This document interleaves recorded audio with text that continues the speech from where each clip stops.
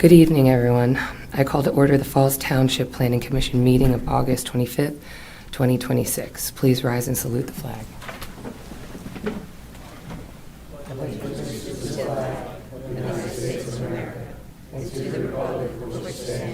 One nation, under God, indivisible, with liberty and justice for all. Mr. O'Brien, can you call the board?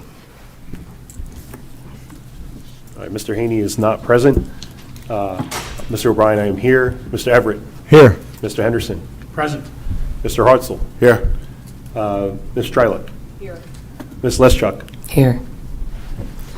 All right. Item number 1, Flagship, Pennsylvania, OPCO LLC, 547 West Trenton Avenue, Morrisville, Pennsylvania, 19067, TMP number 13-028-028-002. Ariel? Yeah. If you can. There you go. Good evening. Good evening. Julie Bonds-Freckleson from the law firm of Eastburn and Gray here tonight on behalf of the applicant, Flagship, Pennsylvania, OPCO, LLC, which is the lessee of the property located at 547 West Trenton Avenue. The property is 3.155 acres in area and is located in the HC Highway Commercial District. Just to provide a brief overview of the existing conditions, I think the Planning Commission is probably pretty familiar with this property because it was part of a 3-lot subdivision about 8 years ago or so. The property subject to this application is in the center there. It's the shuttered Rite Aid Pharmacy building. Above that is the Wawa convenience store with fuel facilities, and the property below is the Wawa fly-through, which unfortunately is also shuttered at this time. So what applicant is proposing is a redevelopment of the Rite Aid Pharmacy building. You can see that the site is already pretty much laid out as is, and there are 2 property frontages along West Trenton Avenue and Pine Grove Road, and both of those have driveway accesses that are both signalized. So it's a fully developed site, and what's really happening with this and what we're proposing is just a repurposing of the building. So there's going to be some interior renovations. Mostly there will be some site development. I'm going to turn it over to Kestra Kelly, who is the project engineer, to give a little bit more of an overview, but I wanted to let the board know that this is a use that's permitted by conditional use, and that's what we're seeking tonight is a recommendation for conditional use approval. And I want to note, too, that variance relief was granted by the zoning hearing board in terms of some dimensional variances. I can run through that, or if you already have that, if you already have the list. If you wouldn't mind running through it. Sure, absolutely. So a variance was received to permit 179 feet of stacking distance lane length with capacity for 7 vehicles rather than the required minimum lane length of 200 feet with capacity for 10 vehicles.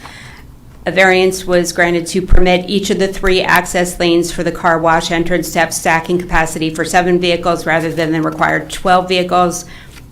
A variance was granted to permit the vehicle tunnel entrance to be located at the front of the building rather than the rear of the building. A variance to permit accessory structures, including vacuums, a producer, and a mat cleaner to be located within the front yard.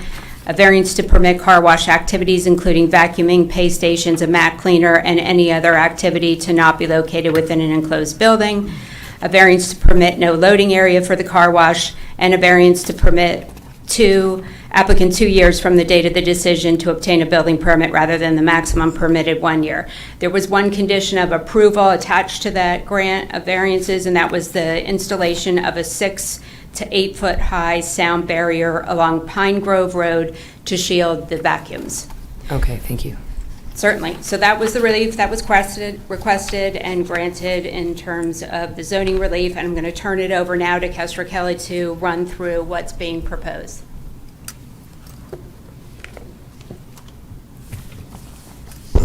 Hi, good evening. Kestra Kelly with BL Companies. We're the civil engineer on behalf of the applicant. I'd like to just kind of walk you through the site and explain how it would function. I'll echo what Julie said about really repurposing and reusing the existing building. So the building remains the same. There's no change to the square footage of that. with the exception of removal of the drive-through facility associated with the pharmacy itself.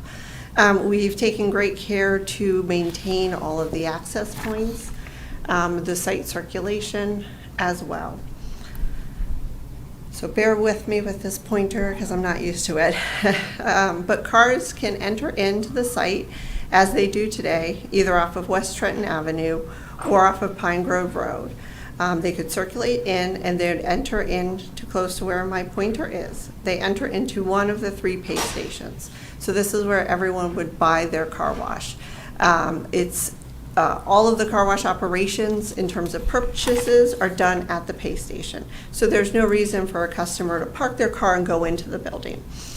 There's 3 lanes. One of them is designated for monthly membership, so they'll have a card reader, they can zip right in. There'll also be an employee at the pay station at all times. The pay station doesn't make any noise, there's not a speaker, it doesn't play music or anything like that. After they pay for your car wash, cars can circulate and enter into the building, and that's your traditional wet wash. We do have the ability for cars to circulate out through this, what we would call an escape lane. If the employee that's at the entrance of the tunnel, if it's determined they can't go into the car wash for some reason, like the 2 example, I like to use the example, if you have a bike on top of your car, you forgot, you can't fit in. They can help cars navigate around. Cars could enter into the wet wash, they would stay in their car, exterior wash, then they leave the site, they leave the tunnel. At that point, they can either leave the site, they can circulate back and go back into this entrance where they can go into the bypass lane and enter into the vacuums. This is where you could park your car, self-vacuum out your car yourself. The other option is they could get into a queue lane and enter and go back into the building where they'd enter one of the 2 dry belts. This is where the customer pulls their car into the building. They would get out of the car, go to an interior waiting area. The car gets put on an inside conveyor belt, and the employees clean the inside of your car. There is proposed to be 11 employee spaces. Again, no actual parking spaces for customers because there's no need. We have 13 vacuum spaces. So this plan does reflect along here is the sound barrier as required for zoning hearing between the vacuum spaces.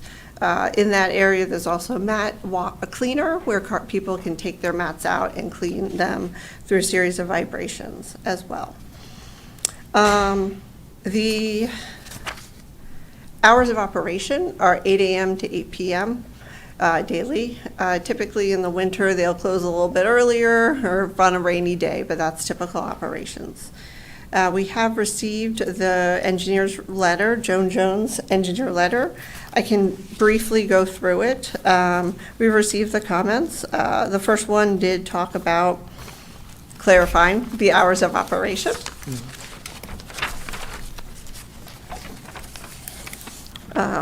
The second one talks about really clarifying the site lighting. Again, to the earlier discussion, all the areas on site that are being used as pavement have been pavement today. We've taken great care to not expand upon that in any areas. In fact, we're slightly reducing the impervious on site. So we can provide a lighting plan to demonstrate compliance, but we know we can stay in conformance with the ordinance. The next one talks about providing adequate sanitary sewer for the site. So the site currently is serviced by sanitary sewer because it wasn't operational. There is an on-site lift station that serves both of the 3 buildings as part of that previous subdivision discussed. We are aware of the connection management plan that's in place with Bucks County Water and Sewer for the conveyance. We have made initial applications to TOFA, confirmed conveyance capacity there. Understand there's adequate conveyance capacity within the wastewater treatment plant. And really we acknowledge that this is a process we have to work through, but as conditional use, and we first got our zoning and now we're at conditional use. So that's something the applicant is committed to work through. And the next comment really talks about providing enough documentation to that it's complying with the land development ordinances. We will have a full landscape plan to show the adequate landscaping. Again, there's a lot of existing buffering that's already on site, which we plan to maintain. Both on-site, and there's also significant buffering exists on both sides of Pine Grove Road and West Trenton for those nearby residentials. All the existing landscaping will be maintained and just enhanced as part of this application.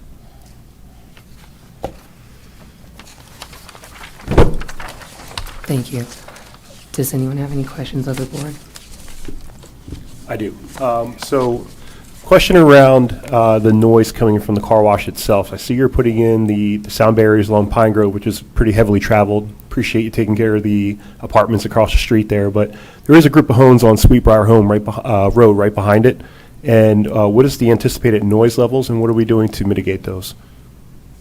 So all the other car wash operations besides the vacuum spaces are going to be within the building itself. And we have looked and confirmed that any of the sound associated with the car wash will be less than the ambient noise of the roadways today. Okay, thank you. Any other questions? Any questions of the public? If you would like to sit down. Oh, sorry. That's okay. Questions. Gemma Scar, Falls resident. I was just curious, when they're looking at the amount of traffic that's on Trenton Road, there's been a lot of accidents and different things there. Adding this, I'm sure, is a nice idea, but my concern is how is it going to contribute to the additional traffic by having them so tight in the Wawa parking lot and on Trenton Avenue with people pulling in and out of there? Is that your only question, or is? So the other questions that I have were more like disability related for logistics. If you're going to have tight traffic there, are there spots for people with disabilities to be able to get in and out of there, to do the vacuuming if they go through the wet dry cycle, whatever it is? What about the pedestrians walking? Like, is there going to be anything lit that tells somebody, wait a minute, people are backing up? Or is there anything that's going to warn them, because they're not going to hear it? The rest of us will hear it, but people walking through there may not. And I'm sure they're cutting through because, like I said, the traffic is extremely busy because you have Trenton Avenue and Route 13 there. Okay. Did you get all those questions? I think so. Okay, all right. So I'll defer the traffic on Trenton Avenue to the traffic engineer who's here to answer. I would say in terms of, there are cross-access easements for this subdivision, the 3 parcels. We've taken great care to honor that. There are accessible spaces. So there's an accessible parking space for employees, and there's also an accessible parking space for a vacuum space. Everything else is within the building, and people remain in their cars. There's also associated crosswalks with, ADA ramps. The overall management of these sites is very well done by Spotless and Flagship. So there's going to be employees on site, and really one of their main jobs, right, is to get people in safely and get people out safely, both pedestrians, employees, and customers. So there's always going to be an employee at the pay station. There's going to be an employee at the entrance of the wet wash, at the exits. So if there are any pedestrians walking, they're going to take great care for that. They also implement, the red light, green light of go, no go. Cars entering and people walking through the area of the vacuum spaces. It's kind of like a traditional parking lot. People are going to have to take care, but that is usually people are aware that there is cars there, and we are not encouraging or having a pedestrian path for any reason for people to do that. So I think overall, from a circulation and safety perspective, we've maintained and enhanced what was there today. And I think I answered the accessibility questions. So do you want to take Trenton?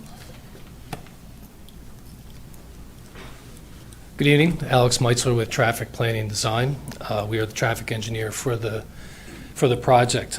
We had, I hope you have in front of you, a memo we prepared dated June 11th, which talked about a comparative trip generation analysis between the former Rite Aid site and the proposed car wash. And our findings briefly is that the proposed car wash in the PM peak hour, based on other sites that we have, other spotless sites that we have analyzed, will have a lower trip generation than the Rite Aid, slightly lower. The Saturday peak generation hour will be slightly higher, but not in a significant manner that it would be operationally, that it would have an operational impact on not only the Trenton Avenue, but also the other access. And just kind of to build on what Kestra had talked about as well, not only the really kind of having a net neutral as far as actual traffic and trips being generated in the site, but the site really has been designed to maintain the current circulation, the flow, the connections. People can access and egress the Wawa or whatever in the future may happen on the former drive-through Wawa site, again, in order to honor those access covenants. But again, from a traffic standpoint, these facilities, really it's kind of net neutral when compared to the former Rite Aid use. Okay. You want to just, the traffic trip generation is not even just based on ITE, it's based on actual data right. from other flagship car washes? Right, not to get too granular, the ITE trip generation manual looks at car washes up to 6,000 square feet, but they're not necessarily the same product that this is. This is a larger building. So just taking those numbers and extrapolating them out really isn't accurate. So to that end, we've looked at 4 other sites of the same size, same configuration, same operational use, 4 other spotless car washes. And in the memo, we summarize our findings as to the average trip generation rate for these facilities. And that really is what we're basing.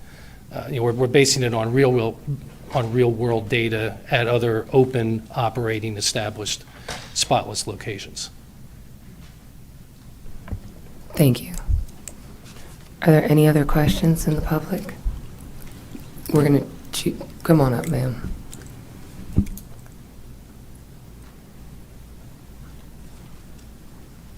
Sorry, I'm a little nervous. This is my first time doing this. It's okay. Okay. I had a couple of questions. Is there a projected amount of vehicles? Excuse me, would you mind stating your name, please? Oh, my name's Jessica Speedy, Speedy.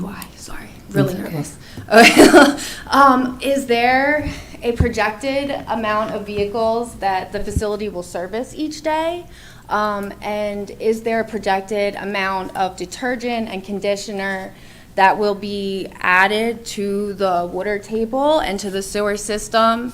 And do we know the effects of what that added conditioners and detergents, what they're going to do to our water system? And yeah, my kids play in the creeks that all of that runs off of, and I'm very worried about how many vehicles, and if they're going to be, like the people that work there, are they going to be incentivized to bring in more business, and how many cars are going through the car wash, and how much of the detergents are being added to our water table, and can we handle it? But yeah, those are my questions. Thank you. Okay. Hi, so in terms of the detergents, everything that is used is biodegradable. And so through the process of the car wash itself, by adding the detergent to the water, the introduction of the movement of the water and oxygen, it really breaks down to simple components. We have done studies where we've tested the effluent leaving the existing flagship sites. We know that. Honestly, the worst thing is the salt that's on the road, which we can't control.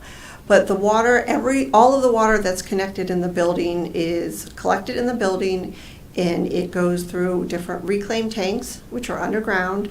It ultimately goes through an oil water separator, and then it goes out to the sanitary sewer system. So none of the car wash water, anything that has detergents added, is not entering into the public storm sewer system. All of that is separate. Again, there's on-site, storm drain for runoff, but that water is not mixed. Spotless does, of course, do projections. I think at this site, they're projecting around 400 cars at year 3, which, as you can imagine, when you open a car wash, it takes time to ramp up. We feel like the site, the access, and the overall, utilities can support that. And that's proven through the information we know on the existing sites. And there are other sites, and they continue to improve on their operations. So we're happy to provide any of the data we've collected for the sanitary sewer systems. We've done that before. There's also sometimes, limitations on that, and that's something that we're very familiar with working through. I just got a sewer approval from DEP on another Spotless site today, so. When you said 400 cars, is that 400 cars in what type of time frame are you looking at? A daily average, Okay. and it's, again, over an 8 a.m. to 8 p.m., assuming that's like 12 hours. Okay. Are there any other questions?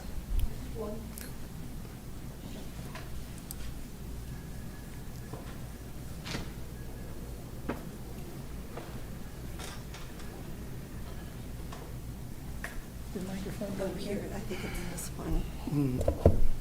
There you go. My name is Debbie Diaz, and I'm in Falls Township. I have a question.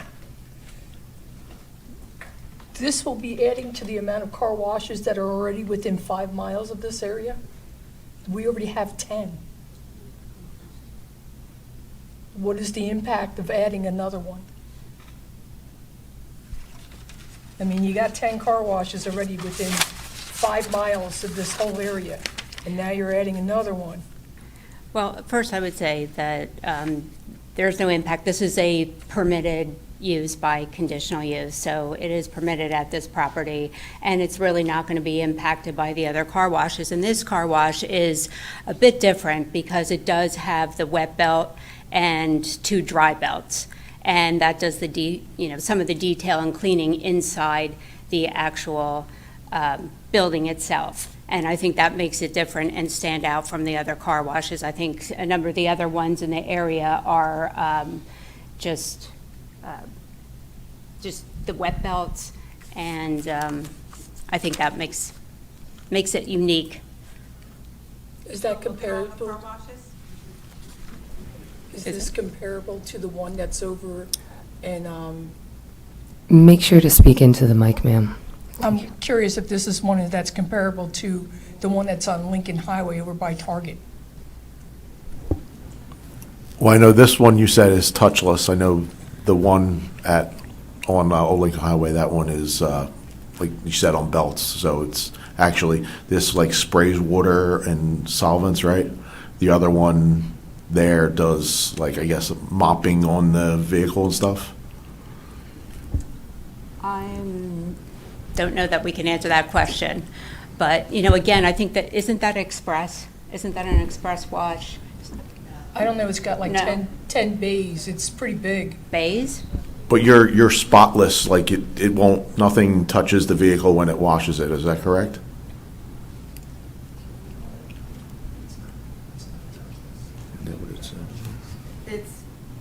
You have to speak into the mic. Yeah. Thank you. Let me move. Spotless is the name of the company. It's not a touchless car wash. Oh, okay, got it. Ma'am, if you could surrender the microphone, unless you have another question. No, I was just curious if what made this one so much different than the ready 10 that we have in the area and just within here. And if it was absolutely necessary at this point. That's not really for the planning commission to decide, but if there's anyone else with a question,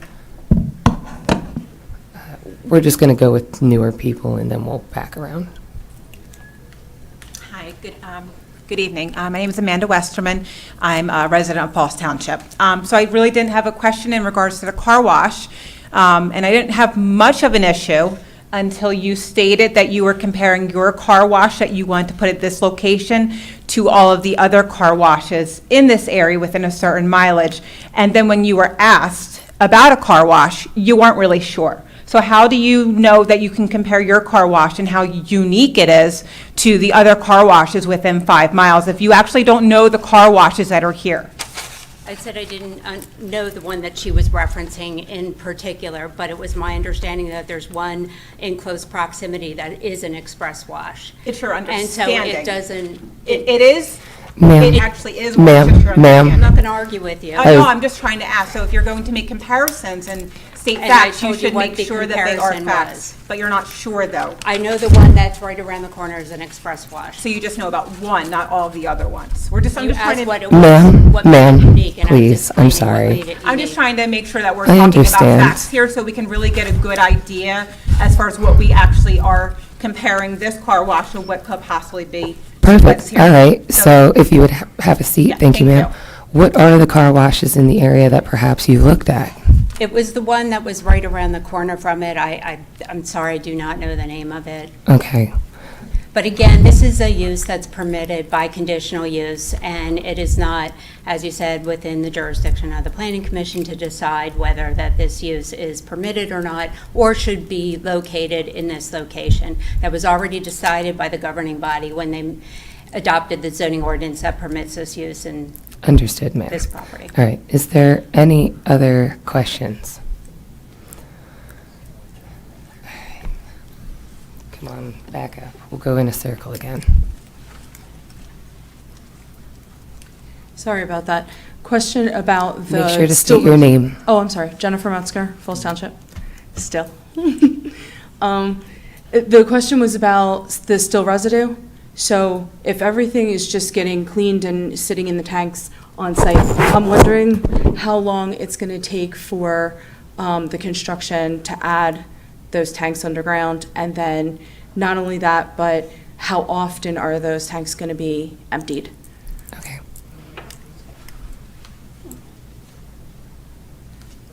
So typical construction of the full site, which is all of the site improvements and any of the building enhancement, is between 8 to 10 months.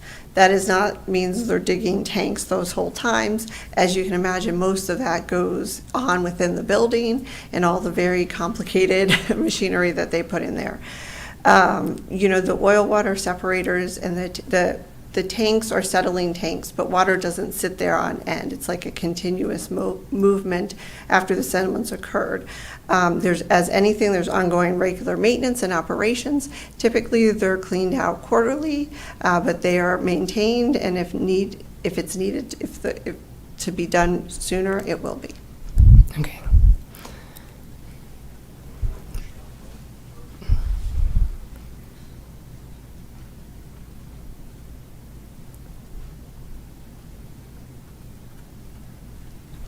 Jessica Speedy, resident.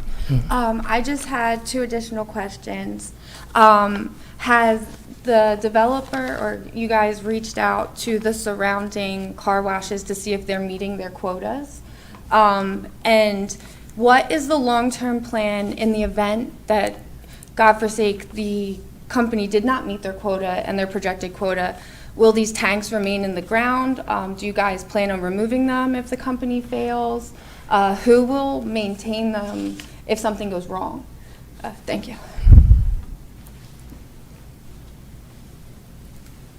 So Spotless Brands is the parent company for Flagship. They will be responsible for all on-site maintenance and repairs as needed. It's for their operations. I'm the civil engineer on the project. It's not my job to do economics, but I believe strongly that Spotless Brands has done their due diligence. They've done economic studies. They know their competitors very well. Trust me, I've sat on calls. We have plans from other people's designs, so they're very aware of the surroundings. They want to build a car wash that's going to be successful. They are investing millions and millions of dollars into this. They would only do that if they fully, truly believed that they could make it successful. Okay. Any other questions? All right, seeing none, I'll entertain a motion.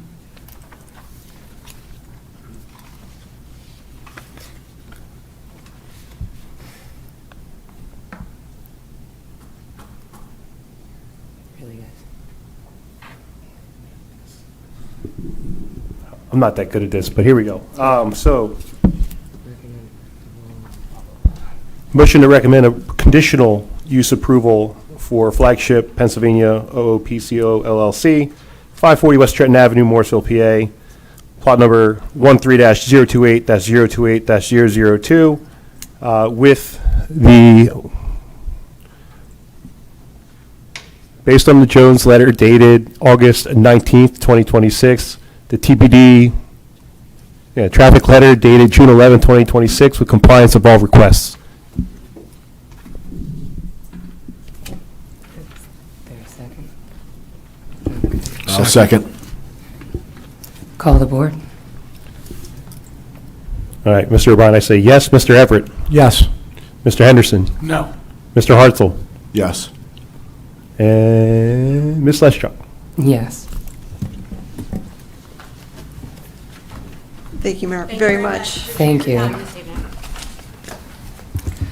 Next item, item number 2, KPK Development Company LP, Penn Valley Road, Fairless Hills, PA 19030, TMP number 13-013-010 slash number 13-013-011.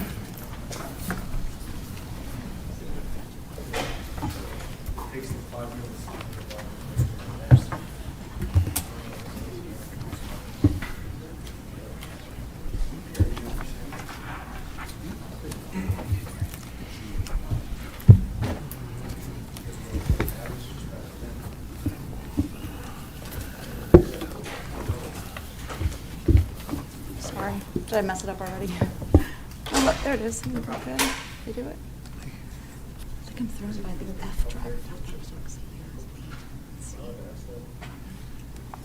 Yeah, there's 3 off right here. So let's minimize this.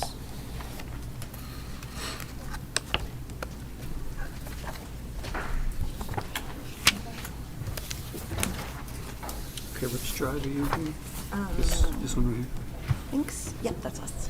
Okay. You have one document? Yes, that's it. Just pick up the presentation.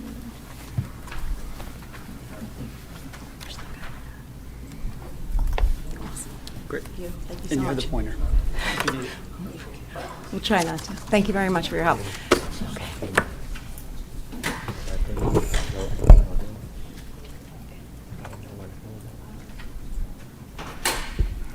Good evening. May I proceed? Yes, you may. Thank you. My name's Chelsea Jackman. I'm an attorney with Begley, Carlin, and Mandio. I'm here with my partner as well, Mike McGinnis from Begley, Carlin, and Mandio. I'll start by introduction of the people behind me, a sort of cast of characters for tonight. From Dumac Engineering, we have Heath Dumac right here and John Richardson in the front row. From Nuuly, the Chief Development Officer from the Nuuly Company, an equitable owner, Dave Zeal, right here. And from Bowman, the traffic engineer on the project, Mark Roth, who is behind me to my right. So we are listed tonight as agenda items 2 and 3. I'm requesting the board's or the commission's indulgence that we handle them together. They are inextricably intertwined. We are requesting the zoning change in conjunction with the proposed land development.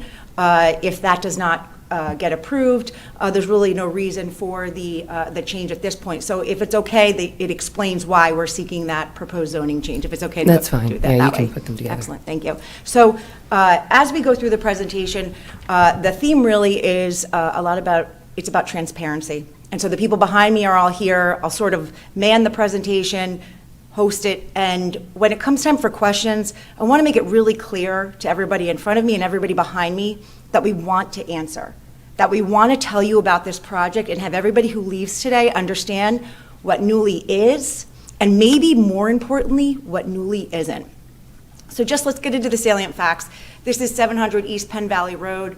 We're proposing to build a 994,257 square foot warehouse, which would also include a 2,400 square foot maintenance shed, approximately 2,500 square foot pump house and water tank, and 3 smoker shacks equaling 252 square feet on the lot.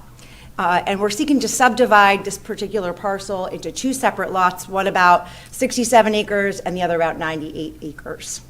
So as agenda item 2 states, we're also seeking to have the zoning changed. We are currently 2 separate zoning districts on 1 parcel, and those are HIA and FM, and we are requesting or proposing to change that to MPM.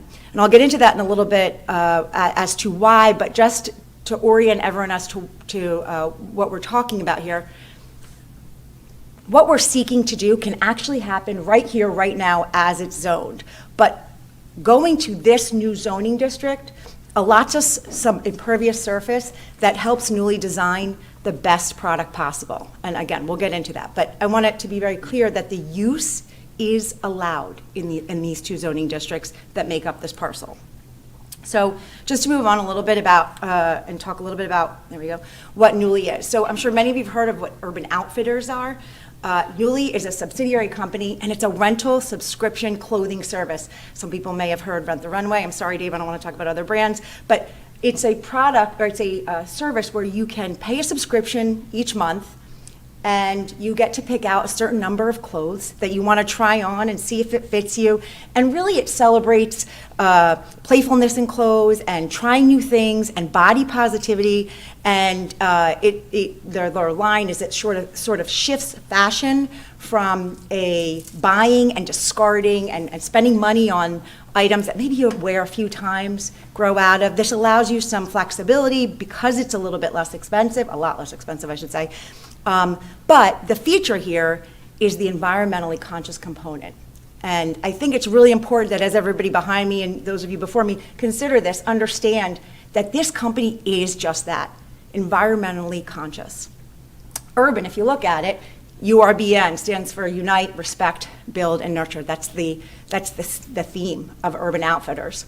And in terms of Nuuly, I think it's important, if you were to go to the Urban Outfitters website and play around with what they're all about, what their mission statement is.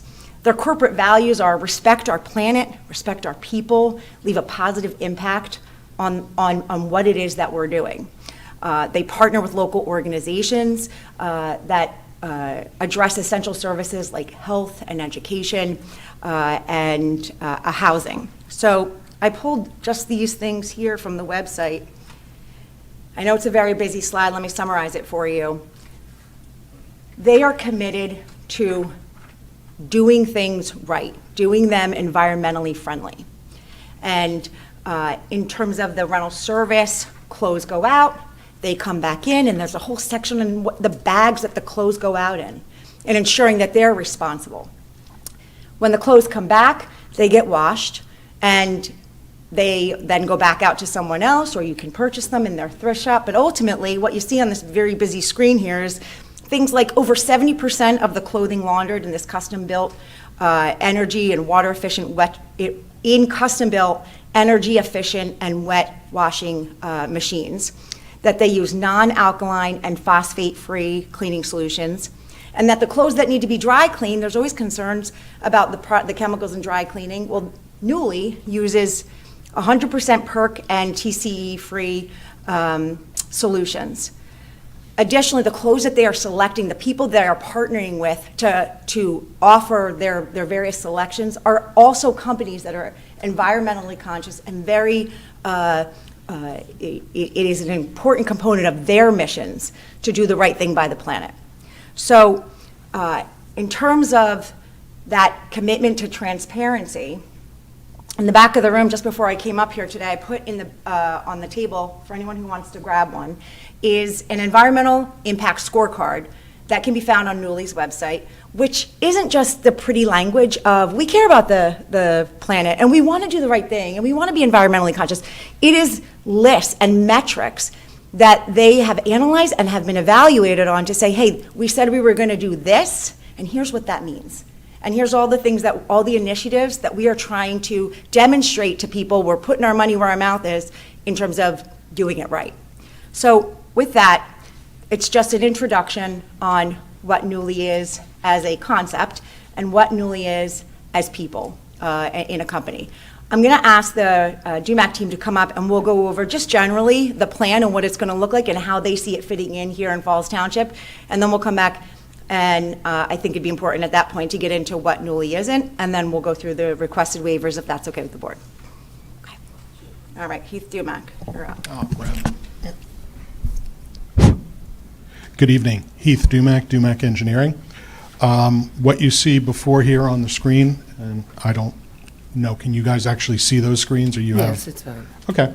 The entire KPK development parcel consists of plus or minus over 100 acres. What we are looking to do is do the rezoning, and then, as Chelsea had said, we're looking at approximately a 100,000 square, a million square foot, 10 off, million square foot building fronting along Penn Valley Road with employee parking in front of the building and tractor trailer loading docks and trailer storage area to the rear. There are approximately 64 loading bays to the rear of the building. The site itself, at this point with this design, incorporates 4 different rain gardens. There is approximately 400 trees that we are proposing to plant. There's approximately 2,000 shrubs to be planted on this site, all as part of the reclaiming of this from the original quarry design from the late 60s. The current owner has been under DEP permitting, been reclaiming the quarry pond for the last, the permit itself is from 1968. I know he personally has been working it for 20, 25 years. It's at a point now where this section where the building will be built has been filled in, and we're looking to pull that from the mining permit and move forward with this redevelopment of the site. Next one. Sure. Now this is a close-up or zoom in of the actual site that Nuuly will be occupying. Again, it is approximately 67 acres, million square foot building, employee parking to the front, loading areas to the rear. You can see better the rain gardens, the larger rain garden towards the rear of the building, one to the west, one to the east, and then we have a fourth strip rain garden through the employee parking area. That's all you have by way of general. Okay. All right. So now I just want to slide into the component I talked about in the beginning, sort of navigating what's been said about Nuuly and clarifying some misunderstandings perhaps or miscommunications. I think that we would be remiss, Mike and I as the lawyers for this project, not to understand the public opinion as it sits and not to know the audience of the room that we're walking into. So to that end, put together a slide about what Nuuly isn't, and happy to answer questions about all of this. But I will tell you the information that that you see in these blocks comes from people, many of whom I'm sure seated behind me, but I'd love to dispel what is not true. And I will say this, I respect the fact that the people who are here care so much about their community, that they want to make sure that what happens in their backyard is safe and law-abiding and isn't going to damage them or their community or Falls Township. I think that they have the right, and I think they should hold developers accountable. But the point of this slide is to make sure that if you have concerns, that they are based in fact and not in fear. And so the first thing I'll say is that what Nuuly is not is a data center. You can't turn on the TV for the last few months without there being an issue or concern about a local community worried that a data center is coming. Well, Nuuly is not a data center. But not only is Nuuly not a data center, they are committed to making sure that whatever happens with Nuuly, anything after this isn't going to be a data center either. And that's why they're willing to sign a restrictive covenant that says that. And you all know this, but for the people behind me perhaps, a restrictive covenant runs with the land. That means when Nuuly's gone, that land is not allowed to be used as a data center, absent a whole lot of really comprehensive legal steps. So as a condition, your recommendation, we hope, go ahead, make it a condition that if this is a recommended approval to the Board of Supervisors, it's with that restrictive covenant and only with it. Secondly, there's been a concern, and it was stated last evening, we're lucky to have the YouTube videos, that we're rushing through this process. And I can understand why. Last night there was a vote as to if it should be on the Board of Supervisors agenda. Well, you all know this, but that has nothing to do with tonight. I thought Mr. Clark did a good job last night of explaining to the public that that vote was whether or not it gets on the agenda. Could you imagine if anybody who walked into a room decided they wanted the Board of Supervisors to hear about a project, what that might look like? There's a step, and that step is that it gets voted on by the Board of Supervisors. Can we listen to it? Did these people do the things they do? Did they check the boxes to be a viable project? Do they have an articulated plan? And guess what? We did. And that's why it was voted on, to get in the door and explain why we have the right or why we deserve to be there. Seeking a zoning change for the use to be allowed. That's what Nuuly is not doing. Again, just to reiterate, no permission is needed to do this here. Permission is needed by way of the zoning change to do the best design here. So Nuuly, many of you might not know, or many people behind me might not know, that it already exists in Bristol Township. It's already here. And we are seeking, or they are seeking, to relocate here in this space that is perfectly fit for it. And the way they thought about it was, well, we're expanding. Let's build the best state-of-the-art facility where we can do what needs to be done to house what is expanding in this really great business. And the only way we could do that is to increase our impervious surface. Well, as I stated in the beginning, there's 2 zoning districts on one parcel.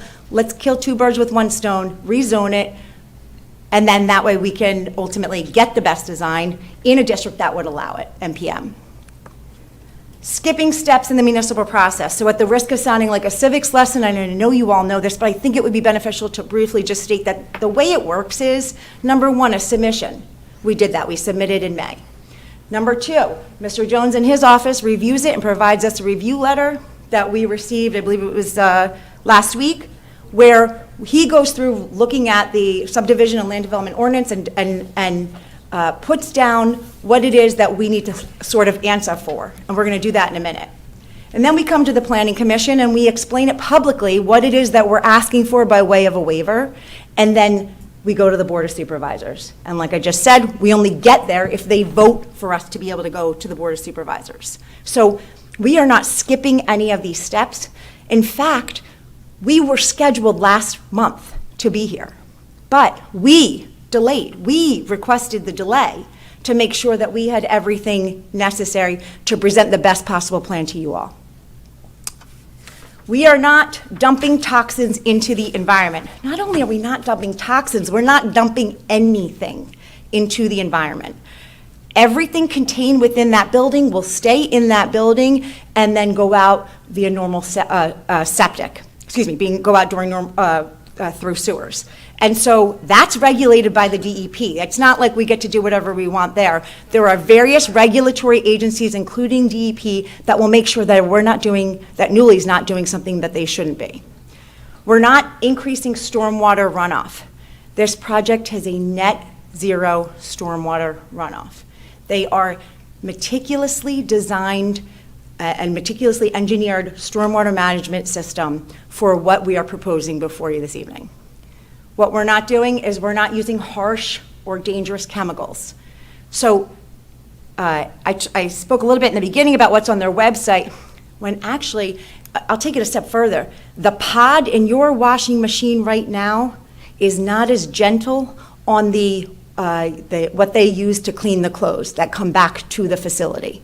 So there are no harsh chemicals, there's no toxins, there's no concerns of that sort of thing getting out because they're not even being used. Bless you. The next thing is that we are not bypassing any necessary approvals. Let me be clear. There's the township, there are the steps that we took to get here tonight, but then there's a whole bunch of others that we have to comply with, including DEP and PennDOT and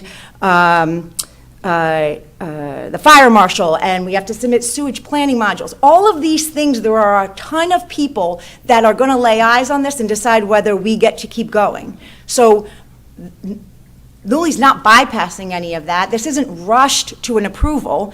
We're following the rules. We're doing it carefully and cautiously and with our cards face up and the book wide open. We're not harming Martins Creek or Mill Creek.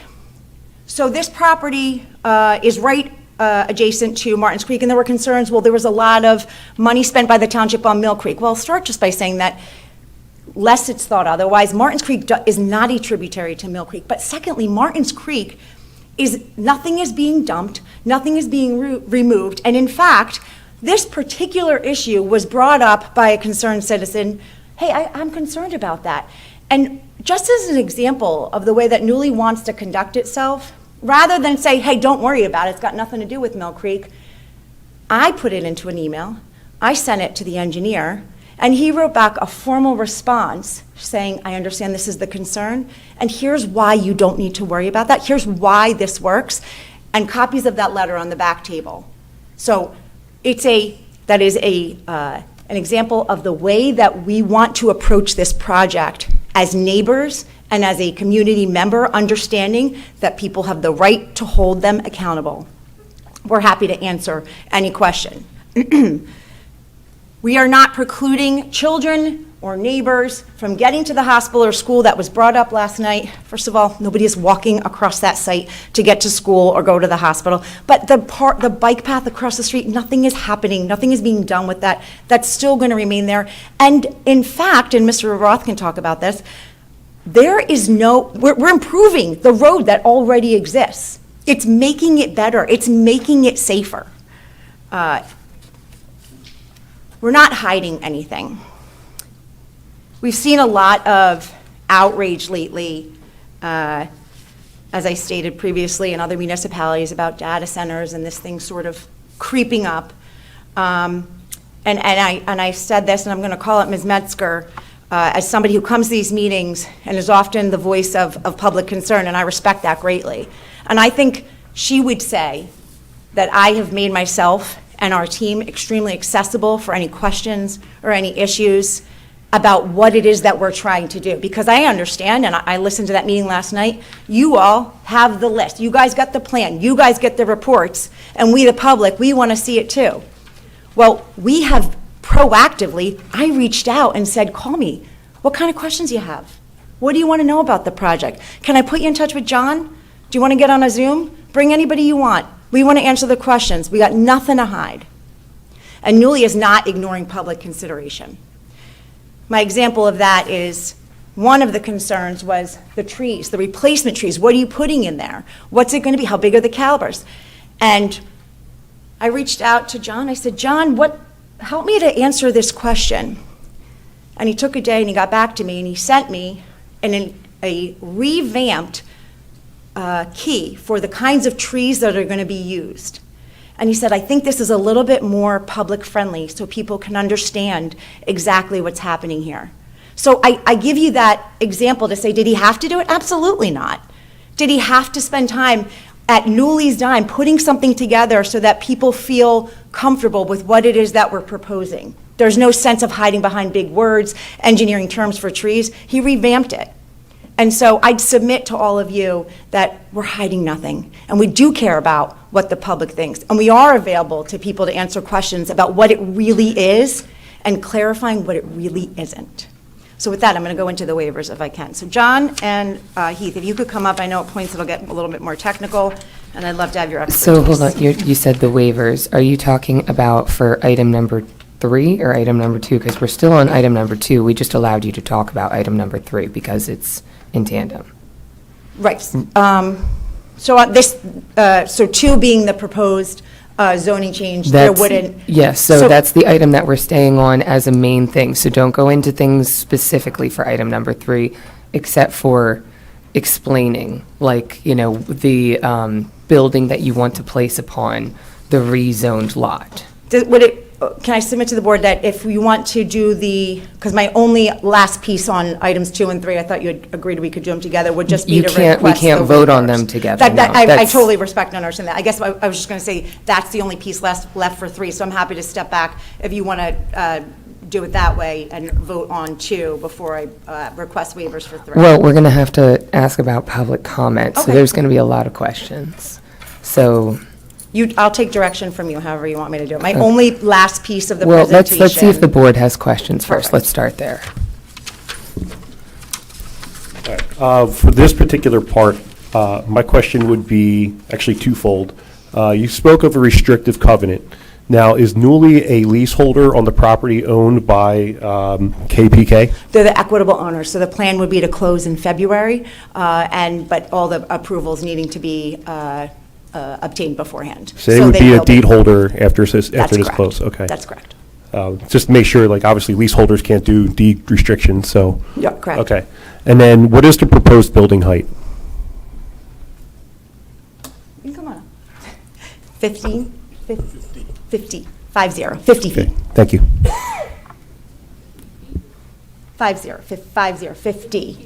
50 feet tall, yes.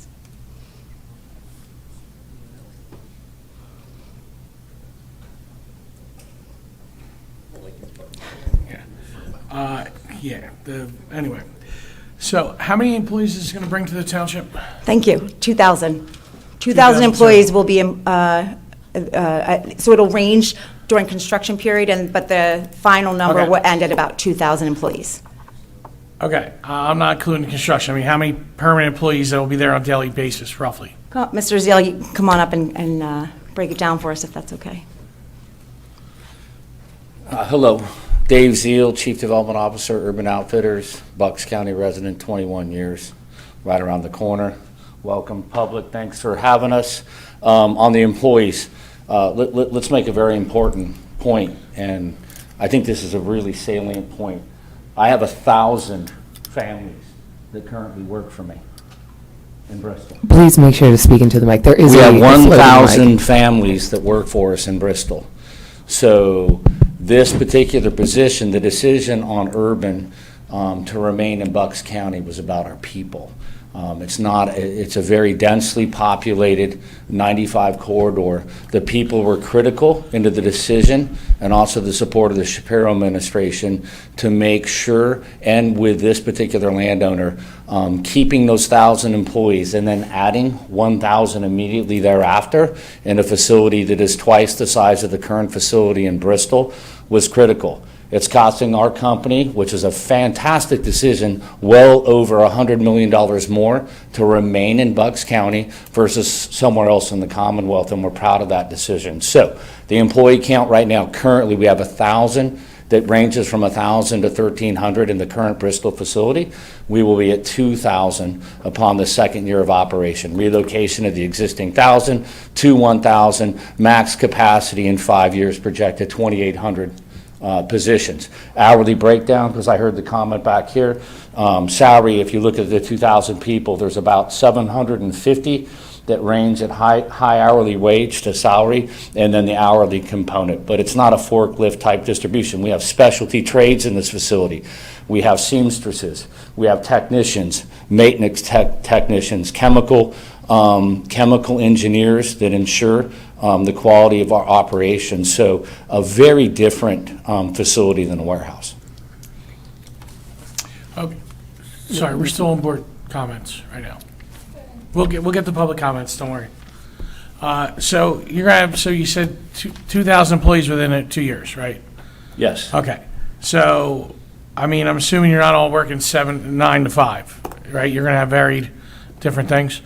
No, it depends. It depends on seasonality and actually what's happening, whether or not we run 2 shifts. Generally, right now at Bristol, there's a 2-shift operation at its maturity. That's 5.5 years. We've been in operation there. It's a small facility. This will open as a single shift and then go to a secondary afternoon shift, but not a 24/7 operation out of the start. Okay, well, I wasn't, so you could possibly go to 24/7 at some point? Yeah, we don't, right now, so its sister facility is in Raymore, Missouri at 1 million square feet, 1,600 current employees. It does not run a 24-hour shift. It's a 2-shift operation. So I suspect, you never can say never, but I suspect we would be looking for a third facility probably prior to going to a 24-hour 7. That's an awful difficult operation to run. Yeah, no, I understand. Okay, so you're talking 2,000 employees, and it's going to be probably 2 shifts by that point, you would Yes. think? Yep. Okay. So, well, because my only thing is just like, so I grew up in North Park. So, Yep. I mean, around the corner from where this is. Yep. So, I mean, my mom still lives in the same house, next to Morton's Creek. Okay, so I understand all this area, specifically, So, I was just saying, 2,000 employees that all had to be at 9 o'clock in the morning. I mean, the exit ramps on 13 are be backed way up. You know what I mean? That double light there, it would be a pain. I'm just, I'm just. Great call out. Two things. We're not a developer. You guys have been hearing from a lot of developers lately. I've seen. We're not. We're owner. I'm going to purchase the land. We plan to be there. That's why we can do the covenant. We have no interest in data center businesses. The primary thing you need to know is I'm not a developer. I've already instructed our engineering group that the road improvements not only need to be for the community, they need to be for our employees. They need to be for the improvement, whether that's the on-ramp and off-ramps.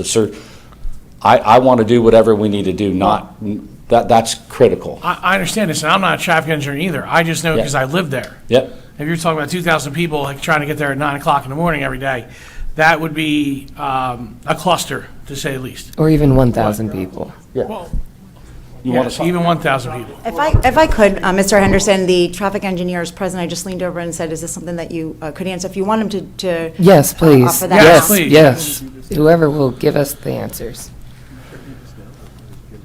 Good evening, Mark Roth from Bowman Consulting.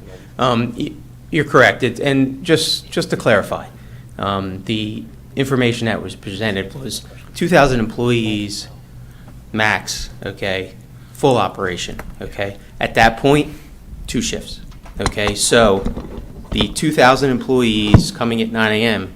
is not going to be what's happening, okay? It's going to be shift work. So it's going to be half of that, okay? But so what was studied was actually the max, however, in 2 different shifts. So yes, there are employees coming in the morning, okay, for the day shift, and there's employees coming in the afternoon for the evening shift, okay? It's that overlap period, okay, in the afternoon.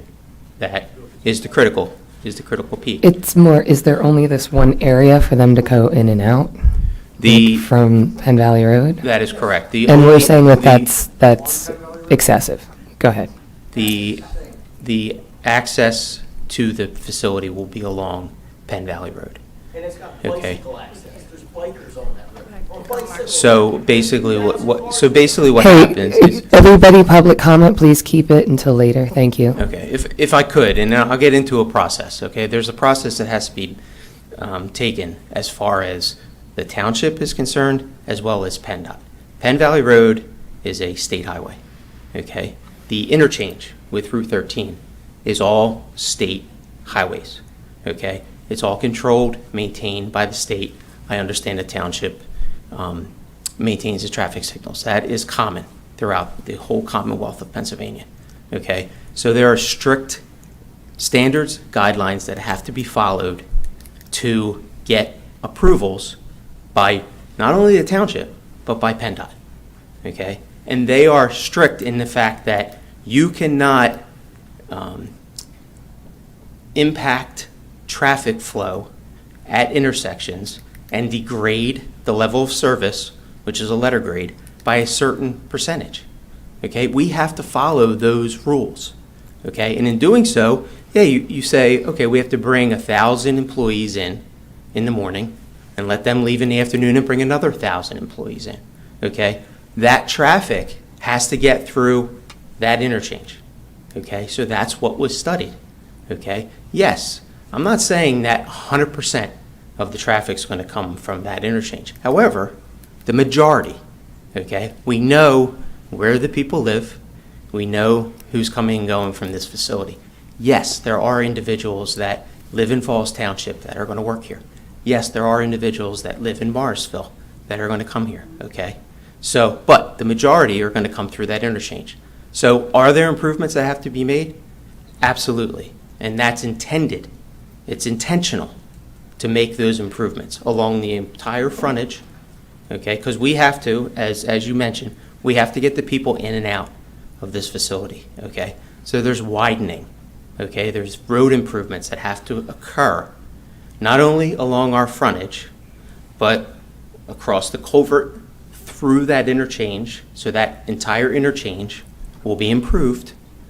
East Penn Valley Road will be widened, ramps will be widened, the traffic signals will be upgraded.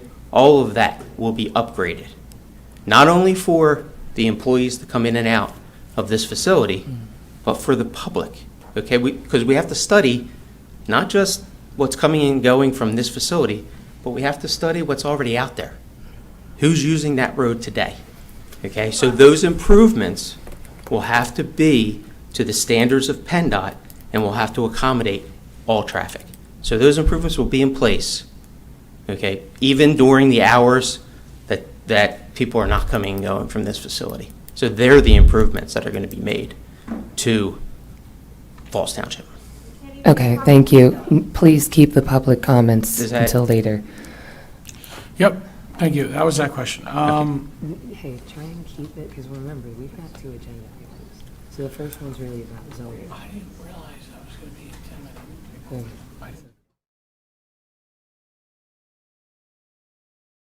So why are we, when it comes to the zoning aspect, why are you choosing to make it MPM? I understand that you want to probably have the biggest, best facility that you want, but why can't you keep it at the zoning that it's already at? Like you said, you can utilize it in that way.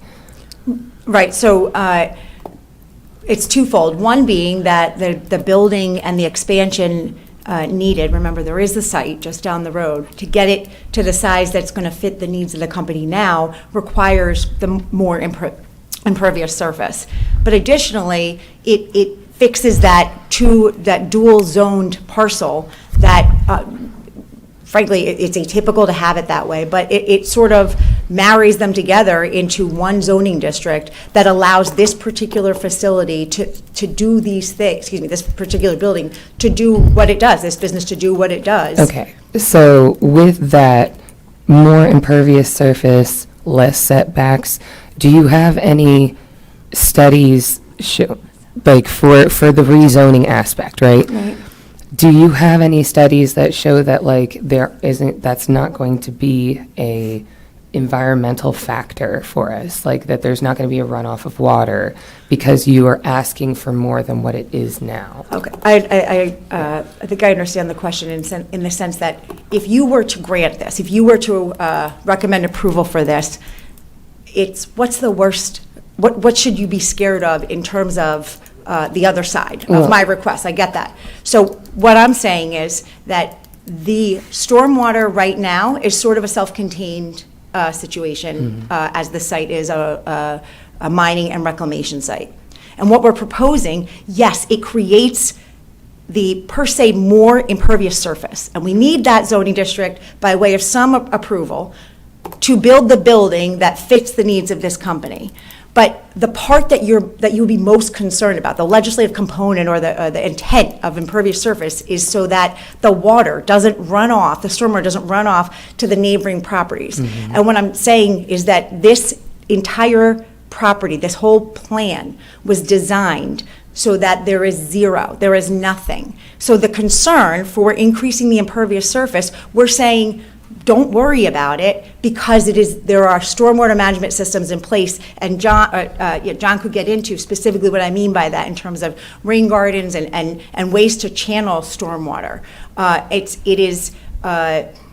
I'll say, designed in a way that allows this site to be there, and the reason why impervious surface exists is not affected. It is not affected, it is taken care of. Well, honestly, the biggest concern of turning it to MPM is that the covenant will not be upheld. That's really it. I think that is the biggest concern for most people here, is that once we turn it into MPM, then it's that. And that could be a potential problem much more down the road, should, you decide to move on to a different site. And I completely understand that concern, because you want to make it hard for there to be a data center. I understand that. What I'm offering is that I'm going to keep on talking, because this is my time, and then they can have their time. Yes, So the way anybody this else that works- honestly comments in the public, I'm going to ask you to wait outside until public comment comes back. I'm sorry, but we're trying to get through this.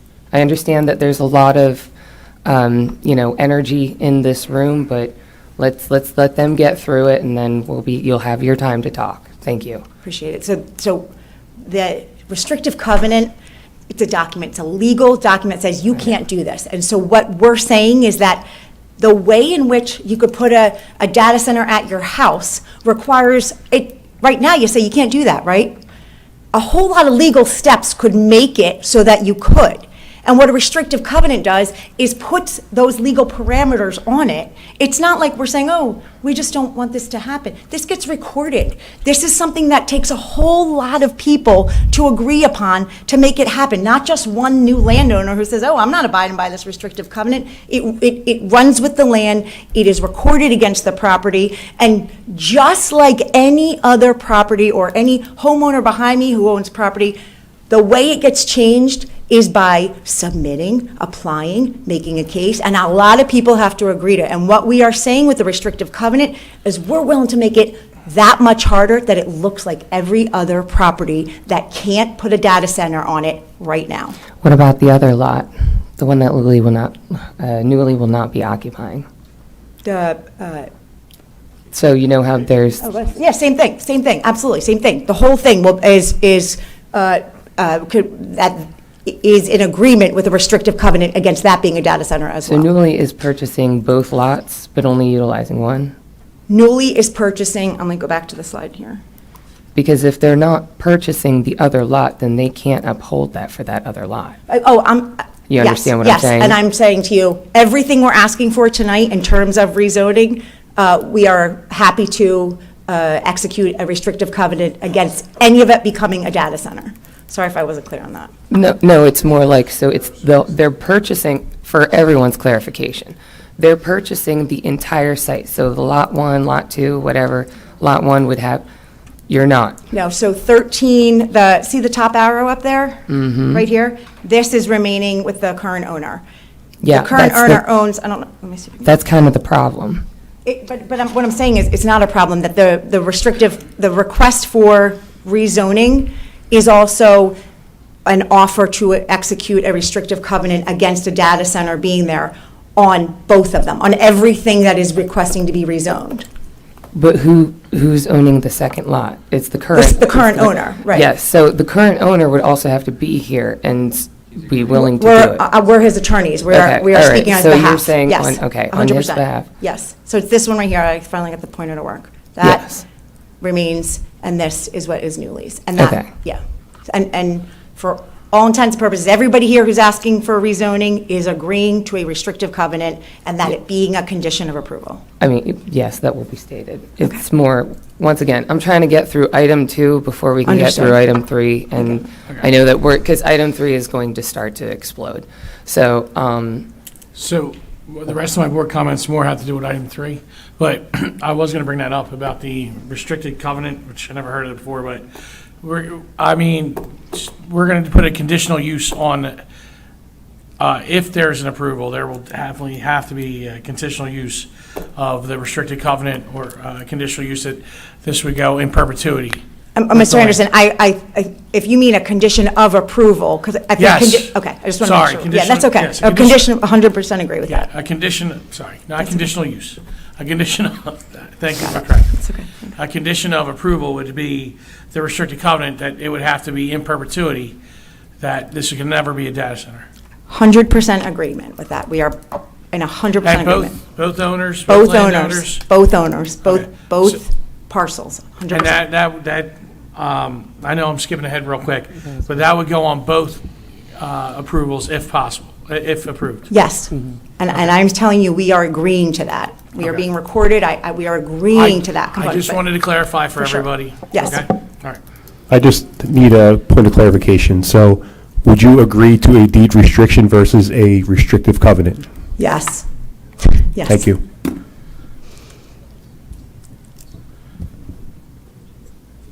Deed restriction, yes.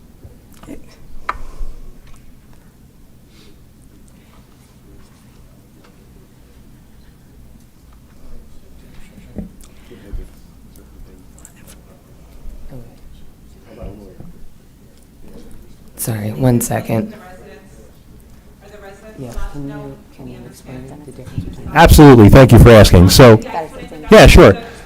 So, there, and again, I'm not a lawyer, I will preface it with that, but there seems to be a difference between a restrictive covenant, which is an agreement between parties, and a deed restriction, which actually gets recorded on the deed and the property, that in perpetuity would not be able to be changed without extensive legal action. And I agree with that, and whatever you want in terms of the mechanism, deed restricted or restrictive covenant, I just want to clarify that, so no one thinks we're playing games. They are both recorded against the land. They are both recorded against the land. They're effectively the same thing for purposes of what we're doing here. So whatever you want, we're happy to do. Deed restriction I would prefer, but that would have to be an agreement amongst everybody here. Well, if you make the motion that way. Okay, absolutely. Why are you missing? You have to press it's really hard, until it lights up. There you go, you got it. Do we have any idea what the owner's going to use that other parcel for? Continuing the same use that it has now, which is a mining and reclamation site.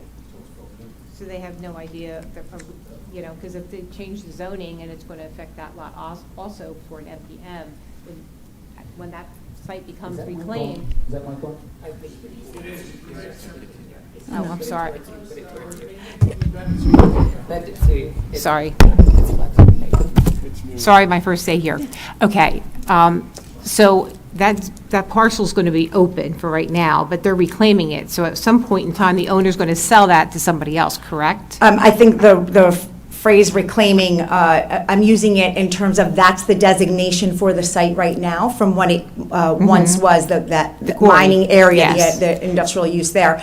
It's for now and the foreseeable future, that parcel is going to continue doing what it's doing right now as it works as a business right now. Okay, so Nuuly's going to be in this parcel. Right, We have this correct. other parcel that's not going to be occupied at all. No, it is occupied. It's occupied right now. It's a business. It's a mining business. It's a company So it's that going to mines. continue It's just, yeah, it's going to be a continue mining it. business, Correct. so. Yes. Okay, that was my first question. I don't know about when you were talking about the traffic issues. That's for the number 3, right? Yeah, we'll see. Okay. That was my main concern because once you change the zoning, that opens the door for a lot of things. And, unfortunately, in other townships, they've been burned by that. And I just want to make sure that, this is big. This is not something that's taken lightly when you're changing zoning things. Zonings were put in place for a reason. And when you're monkeying with high industrial farming and mining, it has an impact on everybody around it. So that's why I was questioning what that other part is going to be. This site is in a populated area. It's across from a park. It's by a very busy interchange. Route 13 is a very busy street. And, making zoning changes, like I said, it's not taken lightly because it does affect everybody, not just here, but around everybody. And I just wanted to make sure that that was clarified because, we don't need any other problems in Falls Township at this point, so, thank you. And the purpose for that, or the response for that, is that restrictive covenant or deed restriction. We understand that changing it means maybe now it looks the same, but in the future, we want to make sure that you're protecting the residents from what it is that you don't want to be there, and that's what we're But agreeing to. I mean, the covenant and what you're talking about is, you keep saying data centers, data centers. I'm not only worried about data centers, I'm worried about other things that could go in that area also. So that's my point. So I understand you're restricting it against data centers, because that's the big thing. No, so I would say that we would restrict it to exactly what it is. It couldn't be anything else. It would have to remain like a laundry, clothing place or something like that, like a warehouse. That's what I'm saying. But if you do that, that means that in perpetuity, it would just continue on, like it would be on the deed, so it could not be anything else. Well, I understand that, but I just Yeah. want that to be clear, that Yeah, it's oh, not absolutely. just data centers. Yeah, I well, mean, it's, no, that's the, yeah. because that's what yeah. she keeps saying over and over again, that it's restricting against data centers. Yes, Well, no, wanna so make sure that for the public, the deed restriction would not be just about, it not being a data center later. It would be that it would remain like a warehouse, and it couldn't be anything else. That would be what we would need for the restriction. So it couldn't be like a scrapyard later. It couldn't be something like that. That's the whole point, okay? I think that's some of the public's concern. I understand. I would submit to the commission that the component of restricting it for future use addresses the fact that, it obviously addresses the fact that nobody wants a data center there. But I would offer that the purpose, again, for getting this or requesting this zoning change is for dimension, is for impervious surface. So I would submit that the HIA and FM zoning district uses that are permissible now remain permissible moving forward, because that's what, as you stated, it was intended by the ordinance. But only them, that's the thing. That's fair. Yes, I think that's exactly. fair. That's, yes. If you give me a brief moment, I want to confirm that with Mr. Zeal to Yes, say. no, please. But that is what we're trying to make happen at this meeting, because it's important that we know that in the future, it can't be anything else than what we're allowing it to be at this moment, which would be for the Urban Outfitter type of outfit, and then for the quarry, or if that's correct, that's what the other. The mining site. But the yes, mining but site. we're in agreement with that, Yes, both. okay, yes, okay, Thank you. perfect. Hold on, not yet, nope. All right. All right, so to clarify, we're going to put a deed restriction on here that if we approve it to the MPM zoning, that the only businesses would be allowed would be the current businesses that are like the HIA, yeah, I kept saying H1A. HIA allows. And FM, because it's And combined. and FM, yes, and FM. That's- Except for because that's already allowed in there, so. Yeah, Correct, exactly. yeah. Okay. So we yes. couldn't, so this eliminates more than just data centers. Exactly. Right. Other certain aspects that we wouldn't want on. That would otherwise be allowed in MPM. And we're Yes. saying we're in agreement with the uses that are currently allowed remaining to be the only uses. Okay. For sure. What about other businesses how do we say that we don't want? I mean, No, that's the whole point, is like, only we're this saying. is allowed. Yeah, Only but this. what if 20 years down the road, something comes in that we do want? How do we So, know no, what's no, going to so happen in then, 20 so then they years? would go through the process again. They Okay. would go through the And then process. another question I have, has this always been zoned this way, or when they came in there to do the quarry business, did they have that rezoned for farming and mining? What was it like? Has it always been split like this? I can't with 100% certainty, but the mining operation has been in place. Yeah. Sorry. That's The okay. mine, Is it? the mining operation has been in place since the 50s. Yeah. So you're talking at this point 70-plus years. Yeah. I just find it, with it being had split like that, I'm just wondering if we had changed it somewheres way down the road. Maybe it was something different, or Okay. maybe it was what they're asking for now. No, it Well, would have been less. The mining had occurred from the 50s forward. The mine reclamation permitting goes back to 1968. Okay. Does the board have any more questions? No. Okay, This public comment is only for the rezoning. It has nothing to do with the actual building that would personally be built on it. Is there any public questions that has to do with rezoning only? Okay, all right. We'll go back to Jen. Come on up.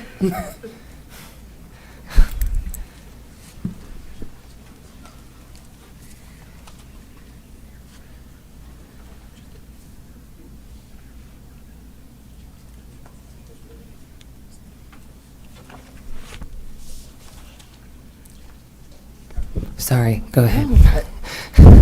Jen Metzger, Falls Township. Only asking questions to try to help make sure that we all have the information before you're making these huge decisions. So I appreciate you letting me talk. So right now, this is the flood map, right? And it just says 1% chance of flooding, okay? Now, 1%'s nothing, right? Who cares? But this is the thing. When you're changing this to more impervious, it becomes a question. When you're talking about changing the setbacks, then we have to be concerned because with more impervious surface, all the things. And this is showing it's already affecting the roadway now. So that's one of my concerns. And then when we look at the current parcel, the way that it's split right now between the farming part and the heavy industrial, right? This is Bucks County parcel viewer. This isn't, I'm not that fancy. Okay, so my concern is if we're keeping them the same, to be the same under a restrictive covenant or a deed restriction, and I prefer the deed restriction because that's more permanent. We will too. Okay. Then why are we changing it? Like, so you don't need to make it MPM and add a deed restriction to allow them to continue to do heavy industrial and mining on the site.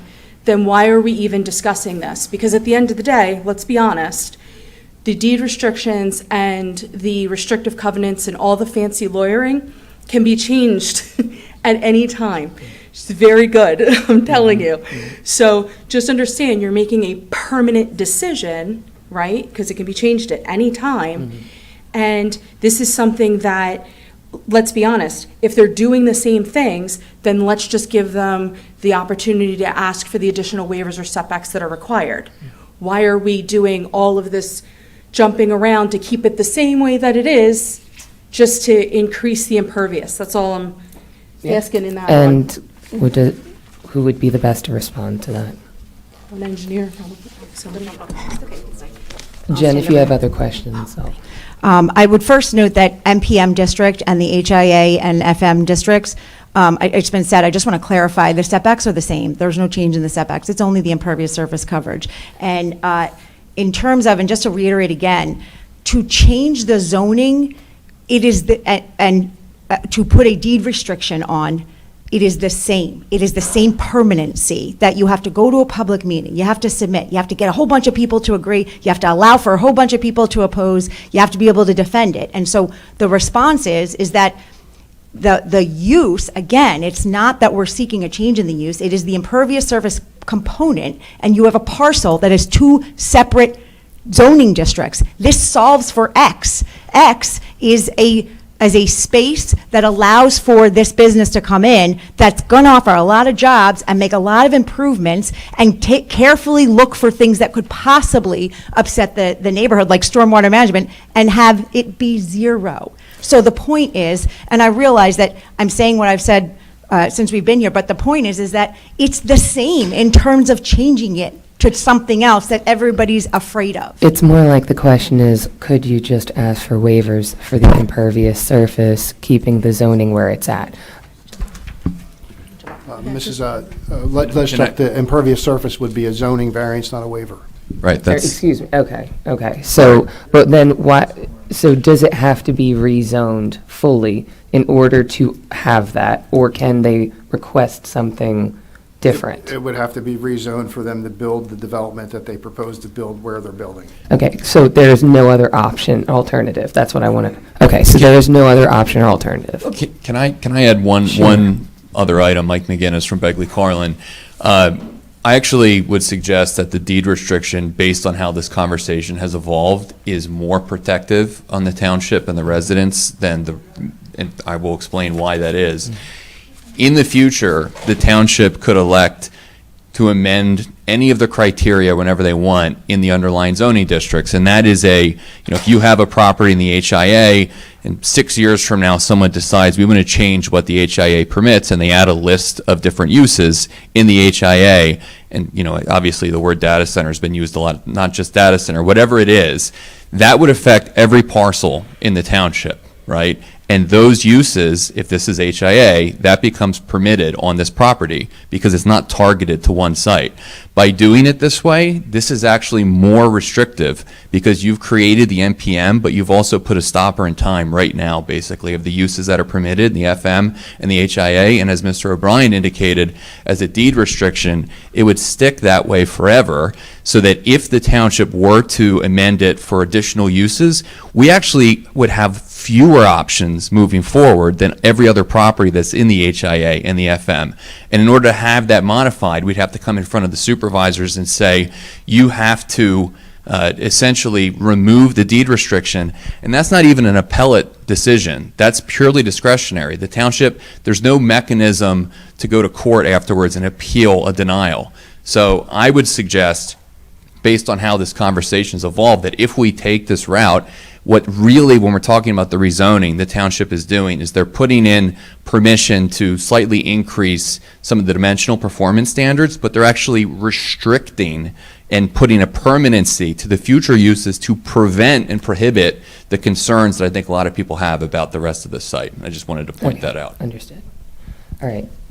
What, was there? So no, that's a totally new question now, because with all due respect, why isn't this at the zoning board and not with you? Because if we're talking about mixed use, then why? Oddly enough, it's just the process. This is just the process. Yeah. So we are changing mixed use to change zoning. It's only a recommendation for approval. It's not an actual approval, ma'am. Okay, so I'm going to wrap it up really quick as much as I can. Understood. Okay. This has nothing to do with the data center. No, we're not talking. It never did. Yeah. It doesn't. They've said it 30 times. Here's the thing. It's about the resources that are being used by, in this particular national nightmare data center. It has nothing to do with what it's actually doing. It has to do with what it's utilizing, what damage or contaminants it's causing or contributing to the environment. So that's what we're asking, actually. So to clarify, are they putting a separate substation for their electricity, or are we paying for that too? And then when they do that, where on the grounds, logistically, is that going? How is it that we're talking about changing the zoning so that, we're not talking about 3, but that's where we're going, right? So that's my concern, is how is this going to be impacted by the resources that it's going to require, the whatever we're going to put there is going to use. I just don't get it. So unfortunately, that actually has to do more with item 3. Yeah. This is just about the rezoning. This is just about rezoning. And the truth is we can recommend approval for rezoning, but we still have to get through item 3 then. So Right. that's when these questions would actually come into play. Yeah, and I'm just a little I confused understand. with rezoning it if we're still only staying to heavy It- industrial and farming.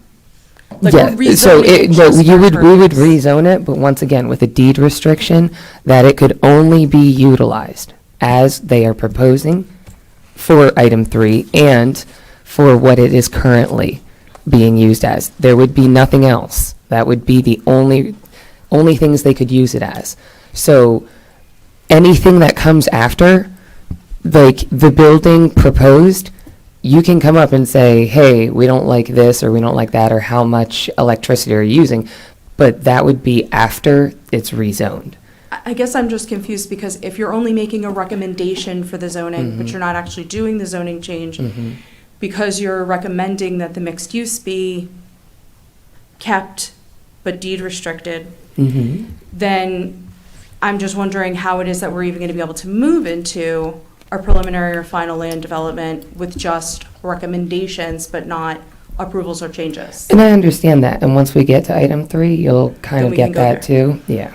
Okay. Okay. And then the only other thing that I was trying to understand is, in this process of rezoning, are we combining parcels that have mixed use, or we're only dealing with the one parcel that's already currently mixed? Okay. Okay. Is it just this one? Yes, so, This one? I'm not sure how this is. It's, like, this is the parcel, so Alright, it's this Eastman. purple and this green? Right here, I think it's this Can you one. see it in the? Yeah, so this, So it's just the one? so these two, so the two arrows, and you can see on the screen, the two arrows, are the two parcels for item number 2 that we're asking for rezoning for. Are we rezoning or combining? I think they're rezoning both, so currently they are under one owner. What they're asking for is to just, split them, but they would still be rezoned together, right? So it's, if, I'm going to try So with this here's my finger. problem. Right Hold now. on 1 second. I All right. apologize. No, Is no, it no. okay if I try to She's- I use think it on she's the- trying to Yeah. answer you, so hold on 1 second. I think I have ma'am. the same She did. diagram Yeah, it's the here. same thing, it's just this is purple. It's So because the- it tells you heavy industrial. Yes, and so, and you can see how this parcel has some heavy industrial and farming on it. So, Right. we'll just go a big circle. This is what is at issue right now, Jen, for item 2. And then item 3 having to do with the big one here, and part of that proposal is to subdivide that into 2. That's the Okay. 2. So that's my concern, though, is that this one parcel right now has mixed use already. And then they're actually asking to subdivide or combine these two properties? No, we're not. no. And I want to clarify, and I know what you're saying, but I just want to clarify because it's important. Mixed use means different, is a different meaning than how you're using it. I'm not trying to mince No. words and to It- pick at it. I'm just saying, So this one's heavy industrial. That's that little dude at the top. And then this one's mixed use. It has heavy industrial and farming in the same parcel.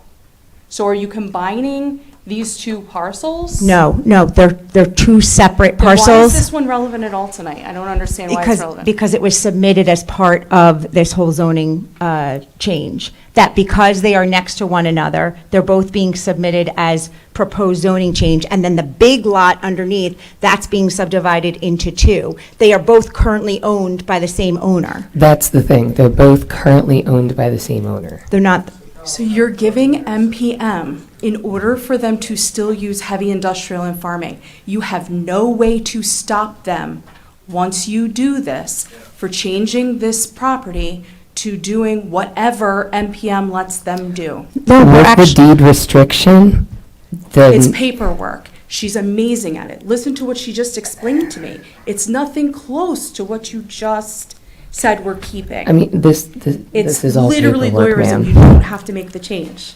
Okay, so I understand what you're This is saying. not a legal I requirement. understand what you're saying, but what this does, it puts more paperwork in front of whoever in the future would want to try to do it, and would make it more cost prohibitive for them to do it. Now, does this permanently ban it ever, forever and ever? No, obviously we know that. It is paperwork and it can be overcome, but it makes it that much harder to do it. And it No. makes people more, you invest more money off the jump that might scare them out of the way to look at somewhere else instead. Once That's- you change that's this the- to MPM, you can never take it back. But Not with the unless deed another owner restrictions- Actually, comes. we could, it could be. No, It can never be rezoned ever again. Look at your 1966 and 1973 laws. That's what you guys are following right now. You feel like you're being forced into something you have no choice but to say yes to, and that's not true. You are not required to change zoning. Thank you. Yes, Okay. ma'am. Thank you.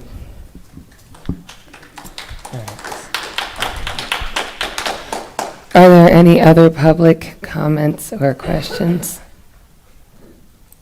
Sir, come on up.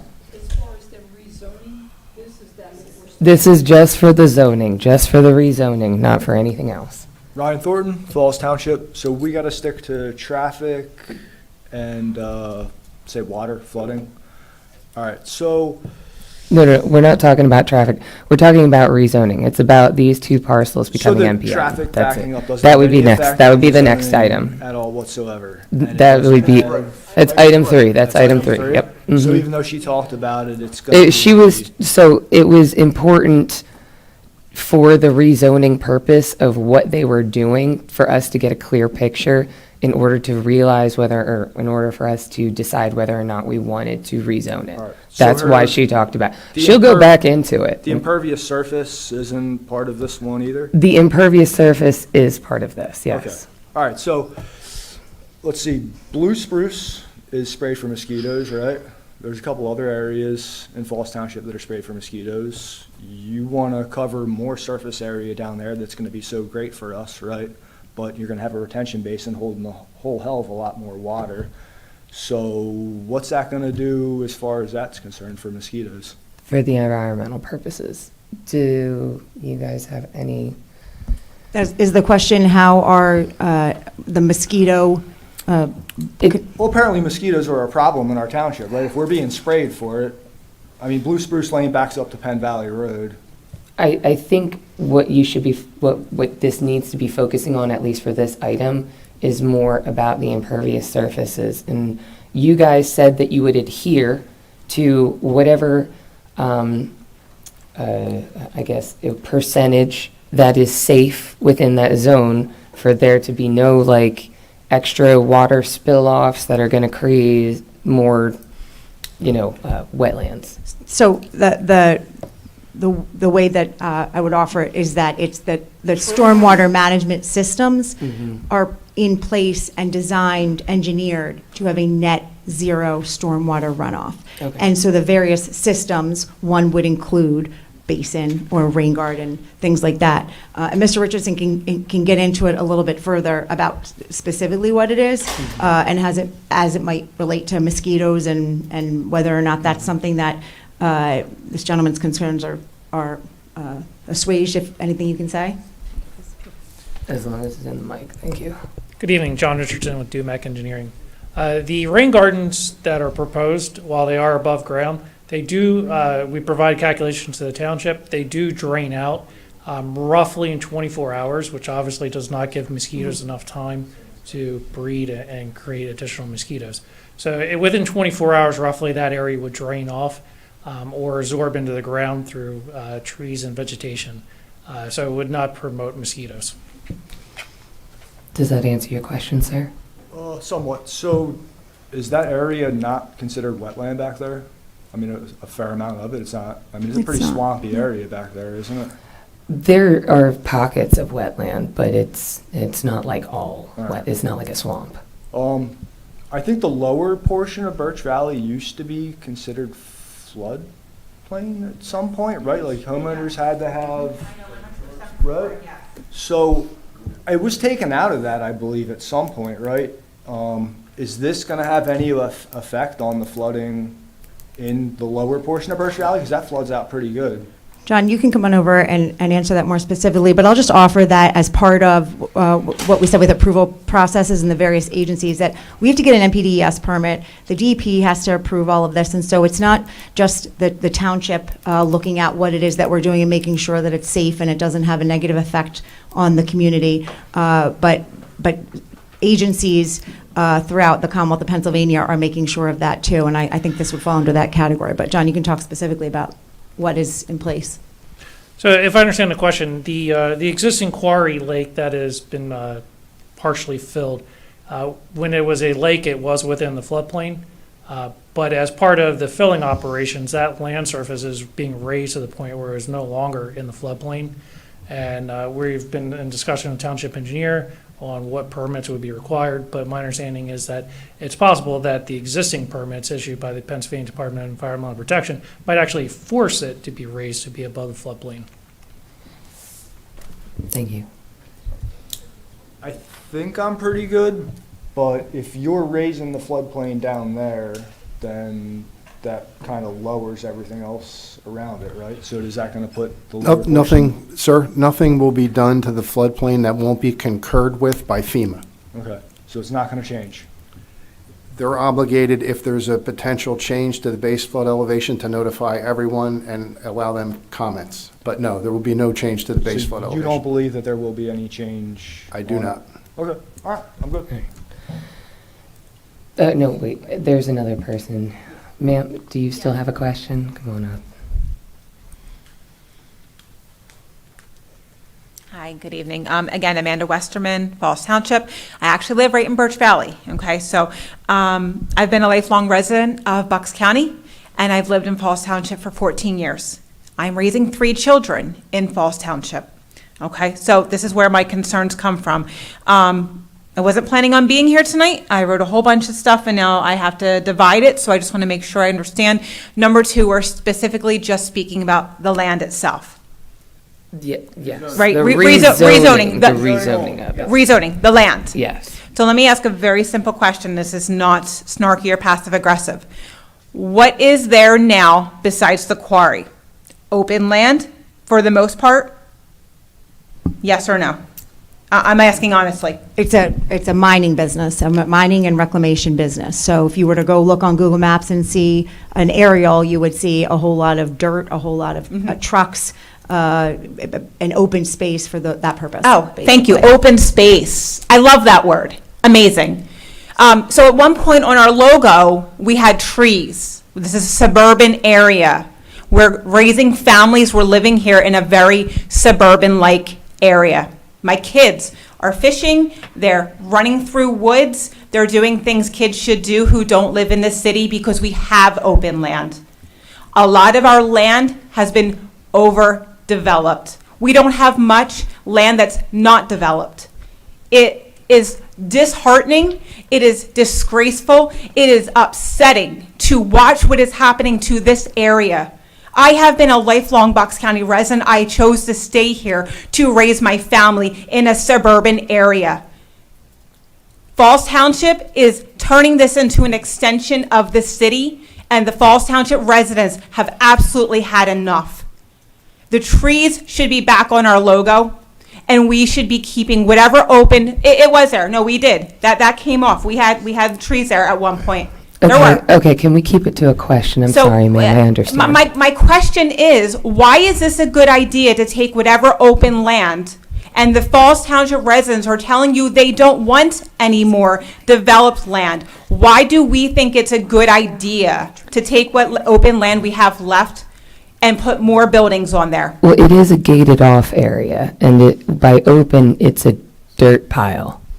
It's still open land. Okay, It's okay. open I'm just space. making sure, okay. And I'm not trying to be rude, I promise you. Yes, I I'm understand. emotional, I'm Yeah. upset, I'm angry. The yeah. data center comments was a very low blow, okay? I will say that. That was not appreciated whatsoever, and I'm really not trying to be snarky, but this is a suburban area. This is Bucks County. This is not Philadelphia.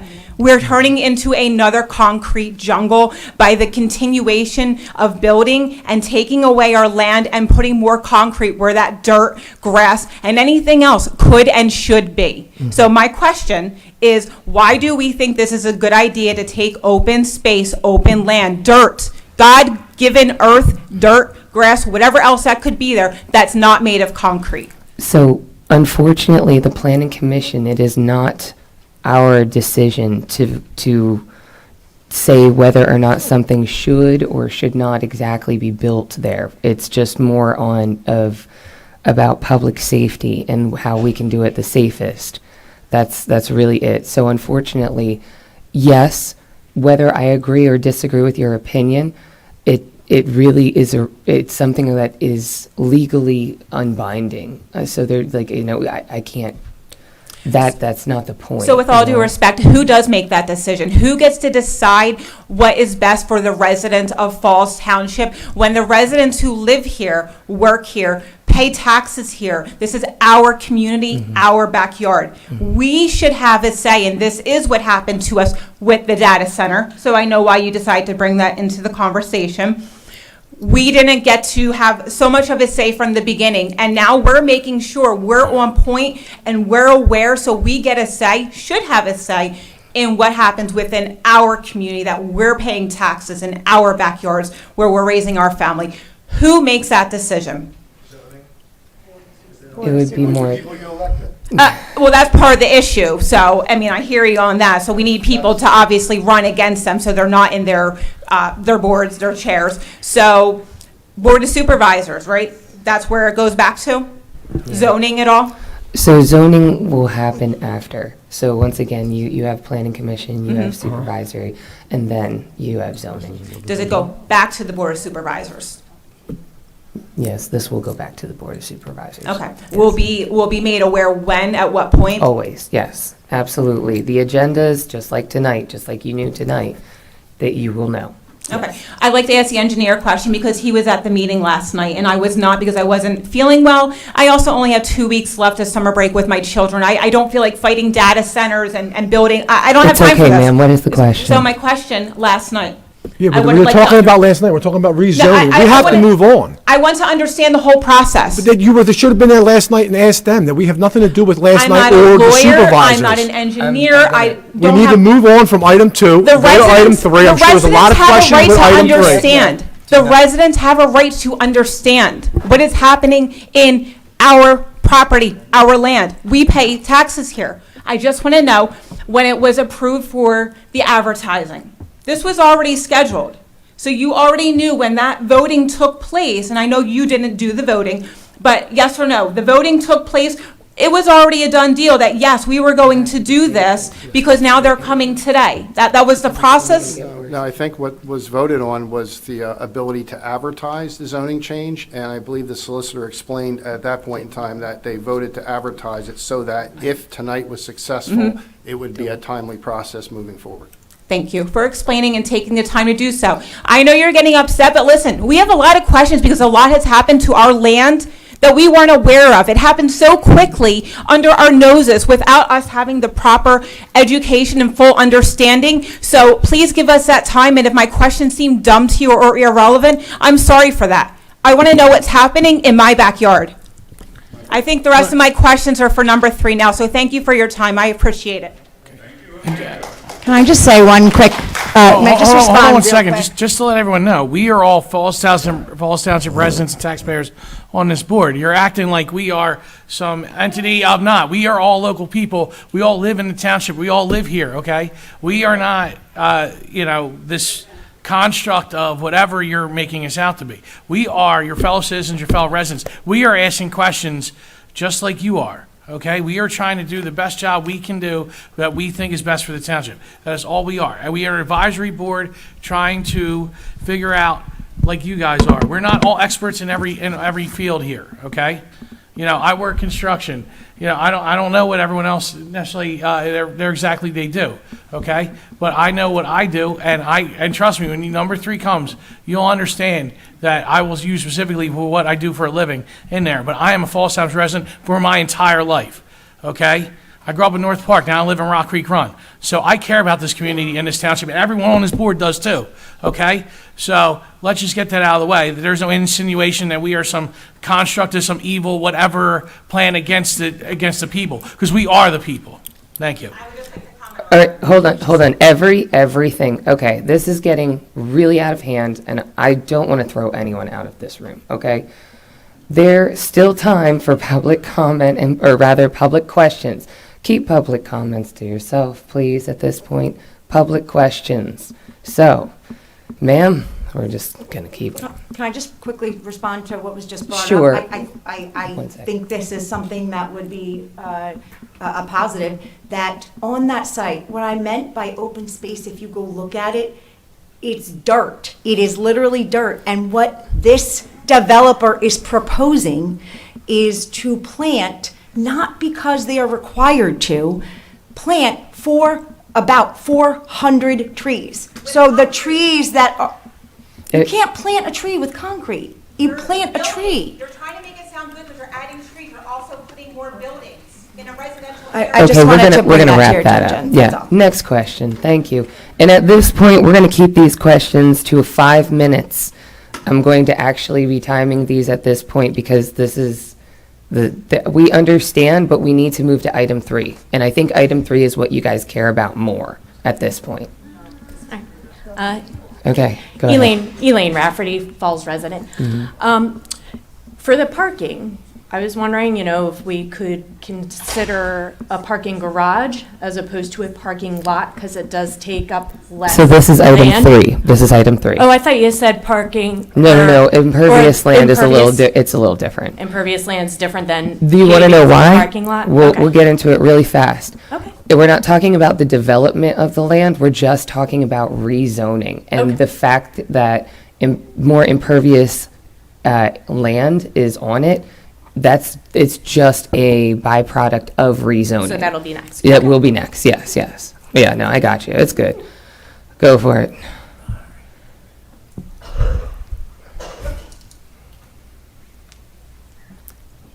John Tadlock, Falls Township. Just want to be clear here that I understand this. We have 2 lots here. One ends in 010, and that is approximately 170 acres. And the smaller lot, which ends in 011, is 20 acres. Now, the smaller lot, Nuuly isn't buying that. The lawyers are talking about that because they represent the owners. So they want that rezoned, but they have no interest in purchasing that. Is that correct? Nuuly has no interest in purchasing that? Right. That's not being sold to Nuuly, correct? Right, it's not being sold to Nuuly, but you want to combine all of the zoning to be MPM, but you're not even buying that. And then, after this sale goes through, you're going to take the 170-acre lot, the bigger lot, and you're going to subdivide that. I'm not sure to what end this all has to be done. If you can do everything you want to do now, I don't know why everything has to be changed. Even you're changing properties you don't even own and you don't even have any interest in. Why do you want to subdivide it? After the sale is completed, you want to subdivide it. Is this going to give you an advantage as far as like setbacks and impervious surfaces? Okay, so impervious So surface. that's your question, sir? Then he can perhaps answer. Setbacks don't change. Between the zoning districts that are there now to the zoning district that we're proposing, setbacks don't change. Front yard, side yard, rear yard, consistent across the board. The big issue is impervious surface. Okay, so will it be better? Well, I guess it depends on your point of view, but will it be more impervious surface or less impervious surface now compared to the rezoning? The existing zoning as is now allows for 50% impervious. Okay. Proposed is 80. In the district, the actual zoning district that we're proposing to update is 80% from 50. Impervious. Yes, sir.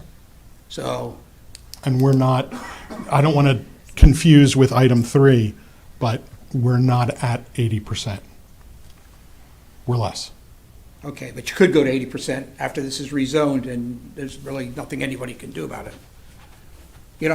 I'm concerned about the impervious surface because we've had some real bad rains lately. Just last week, we had a bad storm. For the first time in I don't know how long, water backed up in the street, came up on my driveway apron. That hasn't happened in years, but it was such a deluge. And everywhere you go, it seems like, just a general comment, we keep reducing permeable land. We keep increasing impervious surface on every project, including this one. And it's no place for the water to go. I can add to that, if I may, sir. If the impervious coverage was allowed to be 100%, there's other restrictions in the stormwater management criteria and design regulations that would limit that back. So that's a maximum, not a given. So if it goes to 80%, they use, say, 60, and there's 20 available, as you state, they would have to come to us for an approval, whether it's an earth disturbance in a technical review or land development process, and they wouldn't be allowed to build up to 80% if they couldn't manage the stormwater properly in accordance with our regulations and state regulations. Okay, all right, thank you, thank you. Yes, ma'am. You've been very patient. Thank you. Actually, I have a couple questions for you. There you go. Okay. One of the questions I had was that when we were earlier talking about 2,000 employees that you were going to be having on this property. The original building that you have in Bristol, is that then closing?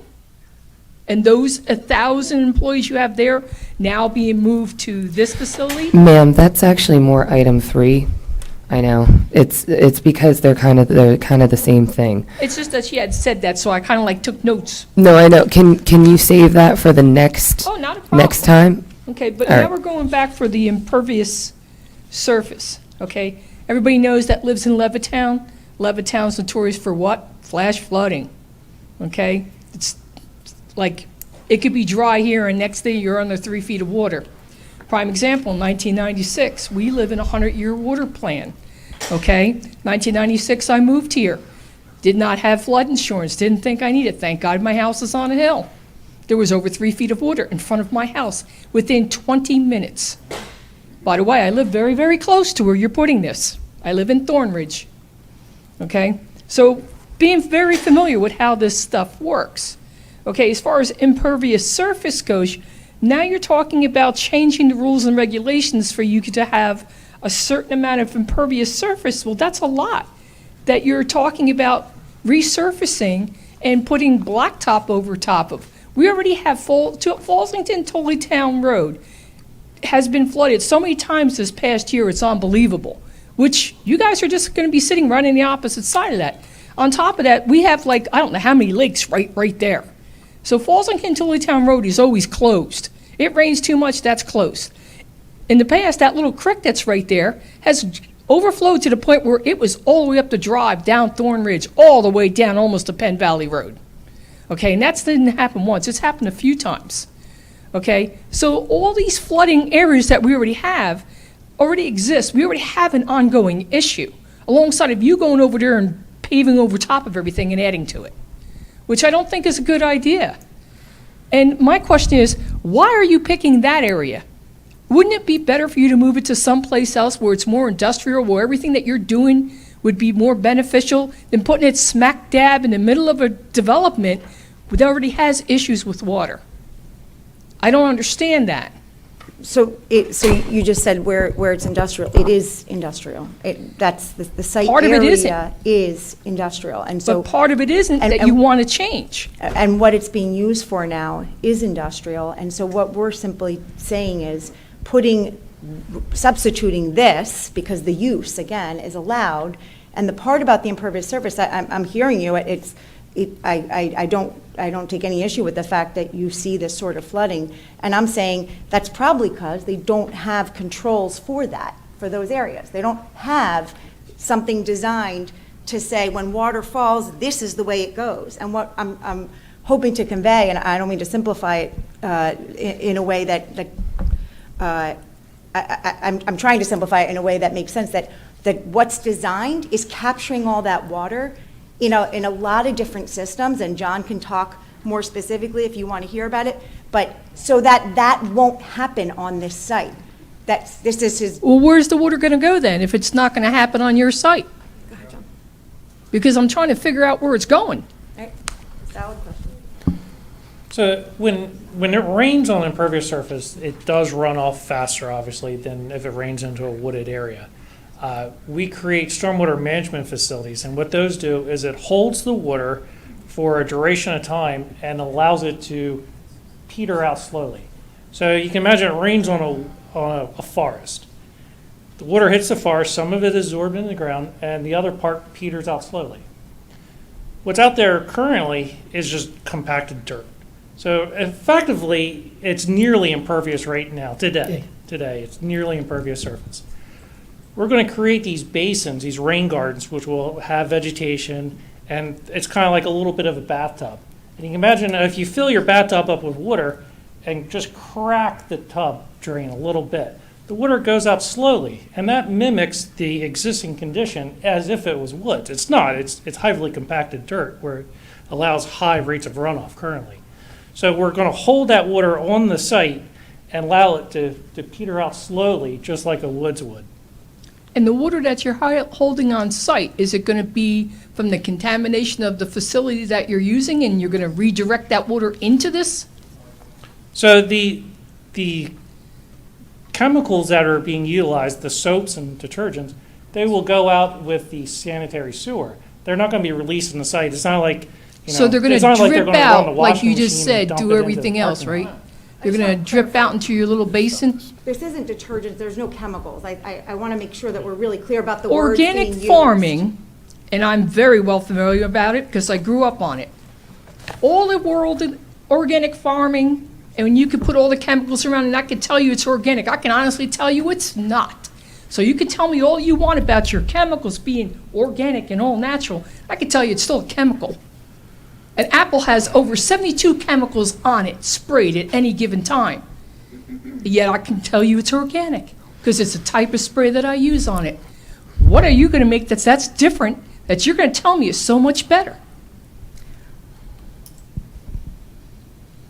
I'm not sure how to answer the question because the facts. So, okay, so hold That on. was actually We're just actually kind completely of- incorrect, what was just said. So I'm not sure if you want me to No, hold explain. on. We're actually getting off topic. Thank you. When it comes to the impervious surface aspect, what they're saying is that the rain basin, it is just a basin for rain and runoff water. Everything else is going to be inside the facility and then gone through stormwater management. And once again, there's regulations. You can't just put anything, in your sewer. You know what I mean? You can't just do that. So there's regulations that they will have to follow. But that, once again, goes more with item 3 than it does with item 2. Item 2 really is more about the rainwater, and they've discussed saying that they will have rain basins in order to collect that rainwater, and that is, once again, through regulation to be of a certain size in order to collect a certain amount of water so that the impervious surface that they will be taking over, it's an equal amount. That's what they're going to have to do by legal means. This is not something that they can just make up, So that is, if there's anything else to do specifically with that rainwater, like I said, try and keep your comments to yourself because I understand that everybody has feelings and comments, but we really just need to stick to questions and then answers. So is there any other questions when it comes to Well, that? the thing is that you're going to be replacing this with natural absorbing trees and stuff. But that runoff it's still going to have a runoff. You're only putting 400 trees in it and you're disturbing the whole But there's a ground. large basin that's going to collect a lot of water. It's going to be a We little have a swimming bunch of pool. lakes that are large basins there too, and they Mhm. don't collect a whole lot. Matter of fact, Falls Township, Falls Town Road gets overrun by all these great lakes that we have running over there. I understand, but that's the answer to the question, is that's how they're going to mitigate it. The project won't be approved unless the stormwater management design is intact and in accordance with the township ordinances. Well, the guy should get a boat and come down there and look around. Because there's a lot of water down there. And I'm in the middle right now of a permit on my property, and I had to go through all the township to figure out exactly how much impervious surface I'm using before I could even drop a piece of concrete. But these people are going to pave over everything and plant 400 trees, and that's okay. But they're still going to have to go through that same process, ma'am. Yeah. I just want to clarify, and I think you did a good job of clarifying, but to answer your question, because can I help you? She's got it. Okay.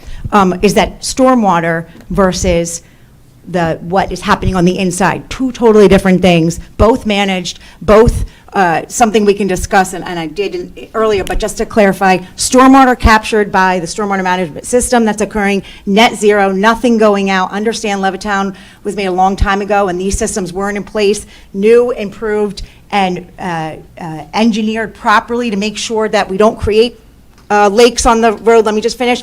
But the component of the cleaning system is sewer, separate from stormwater that we're talking about when it rains. And also, I didn't say they were organic. I said it's gentler on the environment than the pod that you use in your laundry. I just wanted to differentiate. And once what again, it that's was item questioned. 3, and we're not going to talk about that right now. Thank you. All right. We haven't heard from the lovely lady in the back.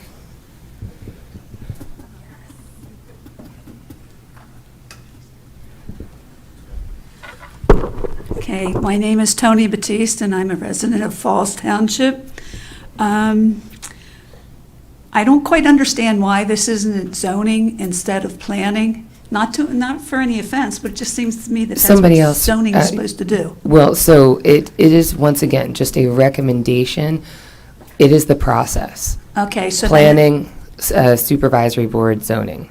so It's- then it's it goes like back just- to the supervisor board to do what? So the supervisory board from the other night was to allow them to come here to ask for zoning. That was it. Right? Okay. No, hold on. It was No, to advertise it. to advertise it, excuse me, yes. That was what I meant. That was the only thing. It's still gonna have to go back. But what is it going back for now? If you vote to recommend this, that's right, what you're going to do is to recommend it or not recommend it. Mhm. So if you vote to recommend it and it goes back to the supervisors, what does that step involve? So the supervisory board actually approves the zoning changes. So the zoning board has absolutely nothing to do with it. It's not that it has, well, I mean, yeah, it just seems to me yeah, I it guess should be a zoning issue. Yeah, it's, yeah, not this. You can, Hi. I used to be on the zoning hearing board. Yes, I know. I know, recognize you. This particular thing that's going on right now, this rezoning of the HIA and Right. then the farming and milling to the MPA is a supervisor, the board of supervisors will make that decision. It does not go before the zoning hearing board. The zoning hearing board has not even been approached about this project yet. Okay. But this right here is for you to tell us and for us to tell you and for all of us to get together and realize, is this a good thing or is this not a bad thing? And if we decide it's not a good thing, then we tell the supervisors, we don't think it's a good thing, and then it goes back to them. But ultimately, they have the power to change the zoning. Okay. It's not the zoning hearing board, and it's not this board. Okay, thank you. Second thing is, I understand that in the current zoning, that there is a 100-foot buffer to the wetlands. However, in the one you want to move it to, I believe it's only 50. That's incorrect, Tony. The wetland margin that you're describing is in the Subdivision and Land Development Ordinance and the Natural Resource Protection Standards, and it's 100 feet from the edge of the wetlands. And the applicant is allowed to disturb 20% of that. So that's Okay, but no is... matter what zone it's in. No matter what zone, okay. And it's also next to these artificial lakes, and I believe the owner has been filling them in. Is that correct? That's correct. What is he filling them in with? Because if it's contaminated... It's not contaminated. It's under DEP supervision, and the Conservation Okay. District visited that site many times. That's been in operation for the past 20, as long as I've been in Falls Township, and the Conservation District and the DEP have been monitoring. In fact, when we have pre-construction meetings and when they ask where fill is coming from and where materials are going to, that's an approved site. Okay, because I didn't want the land to be contaminated, and we're doing all this for nothing, because it would have to be remediated. Okay, and the last thing I have is that restriction that you guys are talking about. One of the 4 ways to beat that is if the original grantor, who is a private party, and they are, place the restriction, they or their heirs can sign a formal release of that document and record it with the county. Doesn't require anything majorly legal. So before you go under the understanding that that's going to be a done deal, think about that. there is, yeah, go ahead. And this is A public comment to speaking. it, yeah. So I think what Ms. Batiste is referencing is if someone places a unilateral restrictive covenant that does not name the beneficiary party, then somebody at a later date could go and rescind that because there is no one named as an enforcement mechanism. The way this would be drafted and as a deed restriction, it would explicitly name that the township is the grantee of the deed restriction, which means that the grantor, in this instance, would not be able to unilaterally modify it. It would be at the sole discretion of the township. Thank you.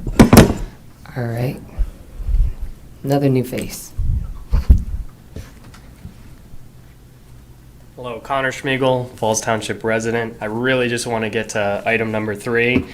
Correct me if I'm wrong, just from my understanding. This zoning change combined with the deed restriction technically gives us more authority as a township for future use, correct? Correct. And so our concerns about the property should be saved for number 3. Well, the property, you mean the actual project? The actual Then, project yes, itself. that's safe for number 3. And that the zoning change could be a good thing.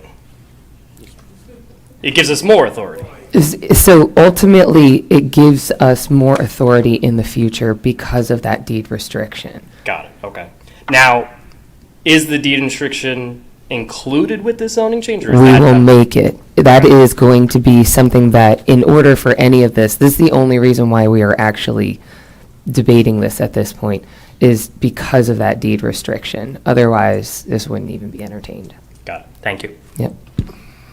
All right. Anyone else? New person, sorry. All right, come, you have to come up and speak in the mic.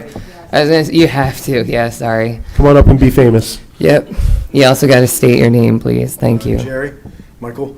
So what my question is, are we voting at all today or no on anything? Eventually, when we get through. So once we're, so are we going to vote on 2 before do we have to vote on 2 before we move to 3? Yes, correct. So whatever goes on in 3 doesn't matter because we already voted on 2, correct? So there's nothing can be changed. No, once we vote on 2. because number 3 is more about the project. Number 3 is about the actual project. This is just about the zoning of the land. But once we change the zone to be able to build a bigger building or whatever. Yeah, but we might on not it, like the building that they're trying to and then build there's on more- it. What's that? Say again? What if you don't like the building that they're trying to build on it? That they are completely separate entities. Well, I don't like any of it, but, so. But yes. So, If so, they but change, if we vote. if they change the zone, right, and recommend to Yes. change the zone, Yes. and then deny the land development, then the applicant's going to walk away and the zoning will never get changed. Yeah. I got you, but we're possibly making it easier for them, for that process to go forward. If we say yes on 2, and then if we don't like 3, we already agreed on 2. But 2 goes For the away zone. if 3, 2 goes away if 3 So doesn't you're saying if I pass. don't like the color of the building? I'm saying if 3 doesn't pass, then Yes. 2 is a moot point. And, yes, and for this, number 2 is once again purely about the land. Number 3 is about the actual project that would be built on the land, hypothetically. Okay, and you're saying. So if we don't like 3, then 2 doesn't matter. You understand what I'm saying? So they are separate, and in order for 3 to happen, 2 has to happen. But if we don't like 3, then, it doesn't matter, because it's one's about the land, one's about the project. Gotcha. So the next thing is we're obviously putting the second parcel that's next to it into this zoning, but we are going to have some type of The sign yep, thing mhm. saying on that there's no data center allowed to be there. Are there going to be other things other than just a data center? So Because- that's not what that is. It's going to be only what it is currently used as, that's what it's going to be allowed to be used as, period. So we could build another Nuuly urban right next to it? No, correct? no. It's only what currently will be on it. Okay. So this with him is all, filling it in, yes. when he goes to build a building on that, once Wait. it's filled in, he's going to have to come back here and do exactly what this gentleman's doing. So in For the order, mining? in order to You mean for build the their mining building, side? it has to change zoning. Yes. Okay. Okay, so So grab they the- couldn't even bring it up if it was under the current zoning. The way that we're gonna try to do the deed restriction is, we're allowing them to do that. What they want. But anything else other than that in the future would have to adhere to the current zoning restrictions. Gotcha, before we decide to Yes. move to the new. Yes. Okay, I gotcha. All right, I think that's it. You guys got anything else you want me to talk about while I'm up here? No? So we did that, so he won't be able to build anything. I think I'm good. Yeah, all right. Okay, all right.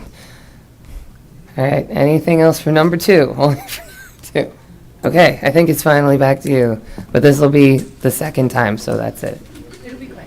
Okay. This one's quick. A couple things. So I'm confused because when I pull up Falls Township 360, which is where our ordinances actually are, the HI for heavy industrial and farming and MPM are both only 50% since 2018. So I'm not sure that I do understand that it's just for impervious Jen, because the they're MPM, both the 50%. MPM has a footnote, right? And that footnote says that based on the size of your lot, you can increase the percentage of impervious. Okay, That's so- not on the HI, that is on the MPM. So what would MPM be allowed to do based on the Up size to of this? 80% has been discussed all night. Okay, so I don't see that in the Falls Township 360, but you would No, know. it's I in the would trust- tables. Yep. I would trust you. He's our engineer, so. All right. So my concern then is Martins Creek. Because with all of the money that's been put into Martins Creek down at the next exit for Mill Creek, impervious on this particular site would be of major concern. And, I can answer that too, if I can interrupt you. okay, All of the development and all of the improvements, in fact, more land than now, that now drains to Martins Creek, it's all going to drain to the quarry. No water going to Martins Creek. Based on their grading, based on their stormwater management and how they're conveying the water. but none of that exists. Well, right now, right, No, some of no. some of the land drains to Martins Creek when the project's done, that But whole we're not project. talking about part 3, though. What if part 3 never happens? Are we doing any of the basins and rain gardens and stuff now? If it's part just 3 land? never No. happens, if part 3 never happens, part 2 goes away. Nothing will But it happen doesn't to go it. away, because part 2 doesn't say KPK is here contingent on number 3 or the preliminary or final land development. So with all due respect, I appreciate everything you're saying. You make a ton of sense. We've talked before. But the applicant is KPK and the representatives are here, and I'm sure they would stand up and say, if the zoning doesn't get changed, or if part 3 doesn't happen, then they're going to walk away from the petition to change the zone. I understand, but let's be honest.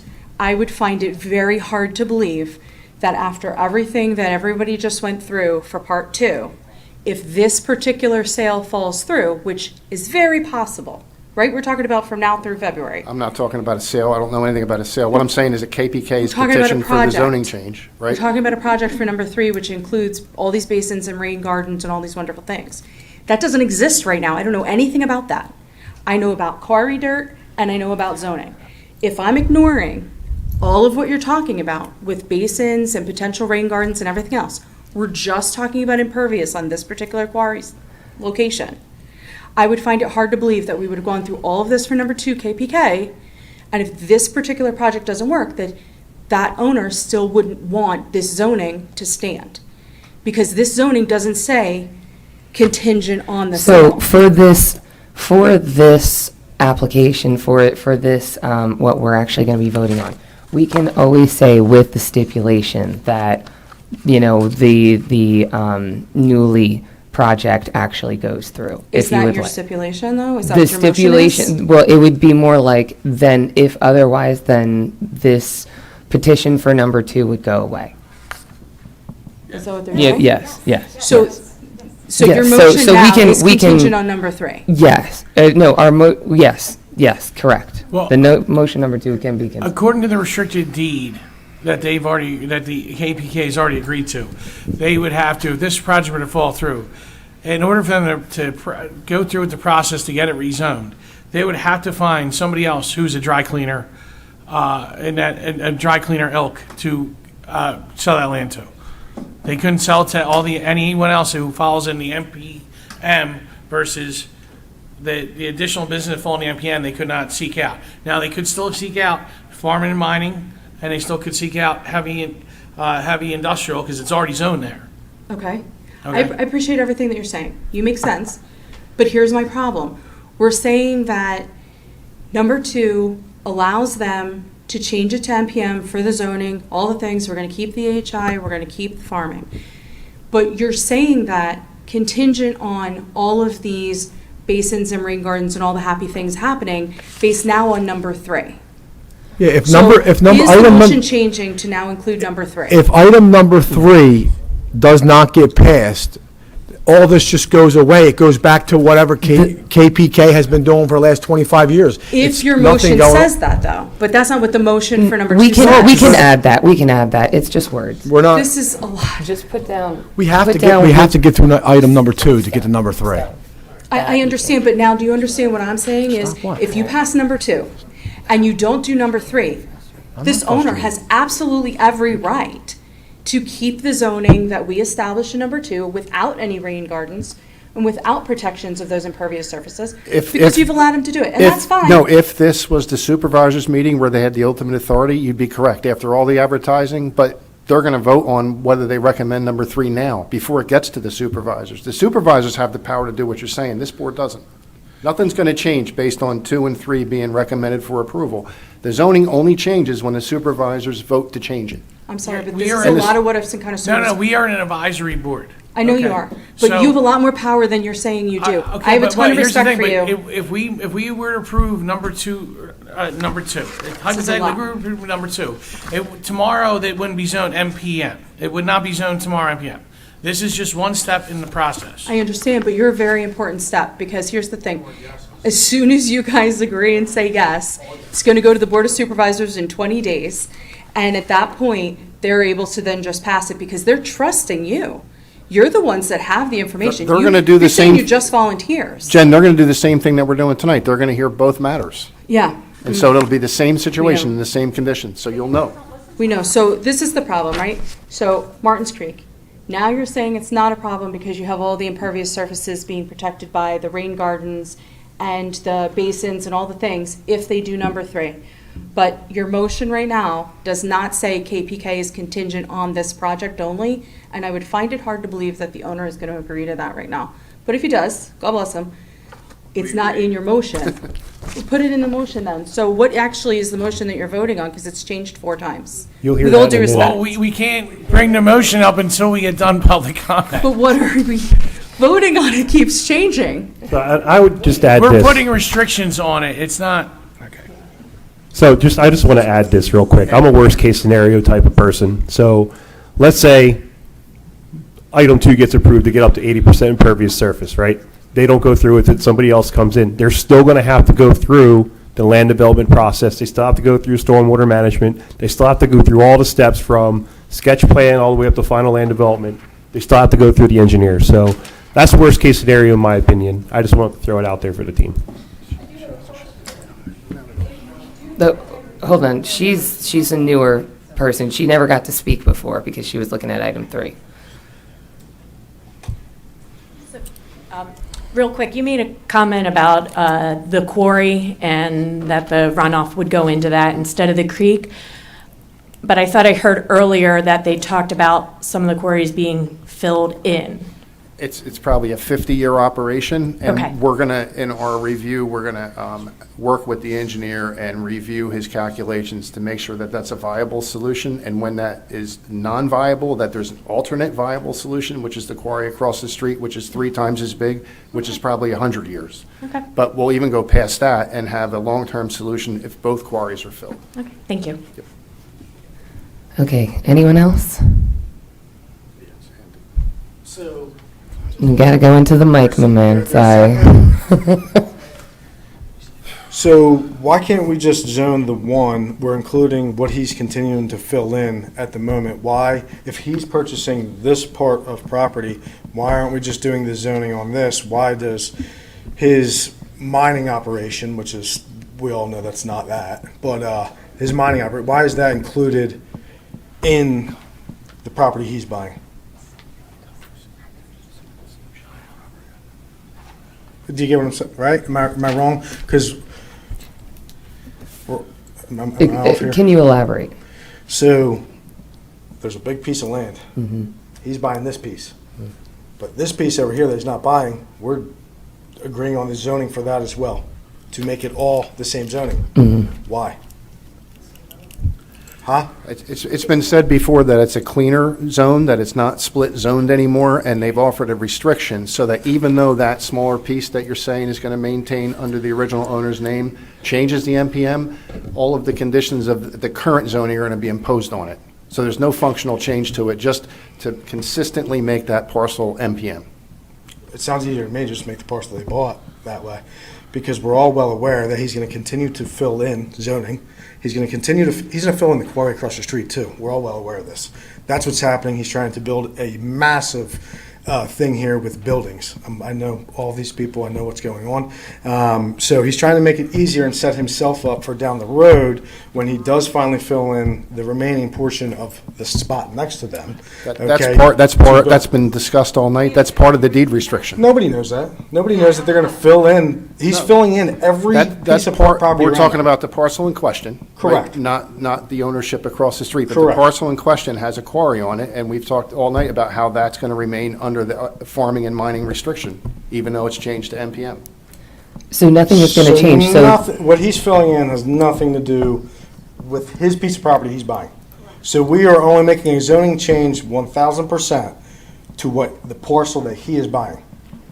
No, to the entire tract, Well, then- right? well, And the then how is that- residual, how the are we not residual, talking about the other property? because that's not part of the tract. I mean, the other property, if you're talking about the one. Are you changing the zoning to the one they're not buying? Are you changing the zoning to that? Yes. Why?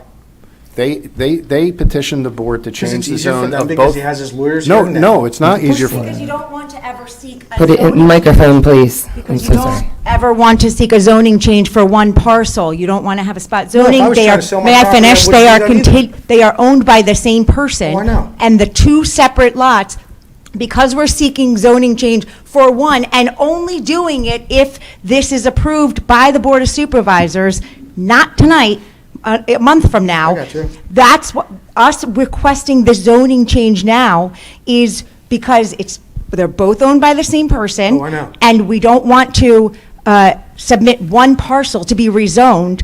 That, by the nature of the MPC, we want to include more than one parcel when you're seeking to rezone. And the concern being, what you're talking about with filling the quarry use, what Mr. Jones just said is that everything we're allowed to do right now, let's say we all go home, this doesn't happen, everything that we're allowed to do right now on the site is what we're going to be allowed to do going forward. The only difference is the impervious surface coverage. It allows for more because it's such a big lot. Because it's saying, we get this is industrial. Correct. Here, our zoning ordinance thinks about that, and so because it's so big, your impervious surface can be that much bigger, and that's why we're seeking So it. because we changed the zoning on that spot, down the road, once it's filled in, can Nuuly Urban just build the same site that they have here now, next to it, without having to come and have it rezoned? No, they would, they would still have to come in front of the board. It would be a whole new project. This whole thing Zoning, would. they would have to come back in front of the zoning, everything.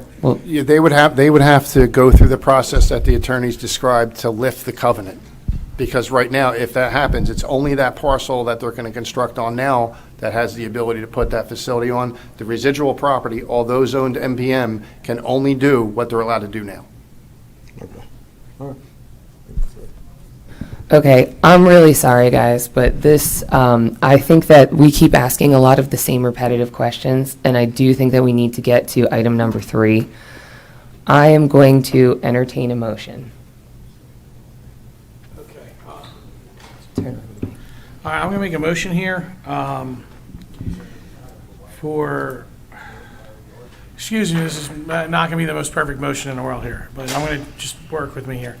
KPK Development we're going to recommend approval of the rezone parcels with the restricted deed that this township will allow this use as a condition of approval that only allows in the future heavy industrial and farming and mining businesses. This only allows the MPM zoning requirements differences to transfer only.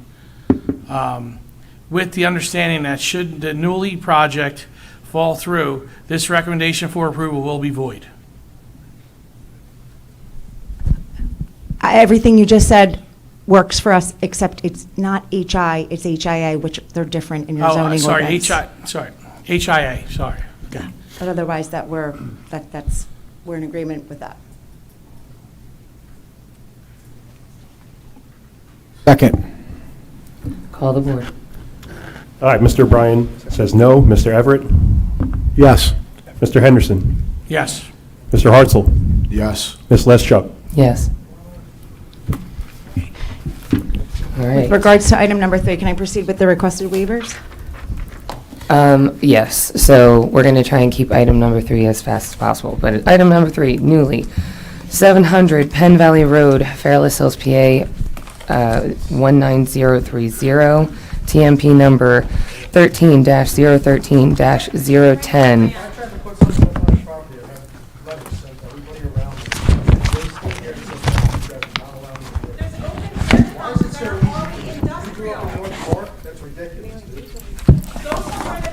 Excuse me, I'm very sorry, but anyone that is raising their voice or yelling, I'm going to request you to leave. We need to get through the last 2 items of the evening. We do, but we recommend approval, ma'am. Okay, we're actually gonna. We don't have time for, okay. All right. We're gonna take a 5-minute recess.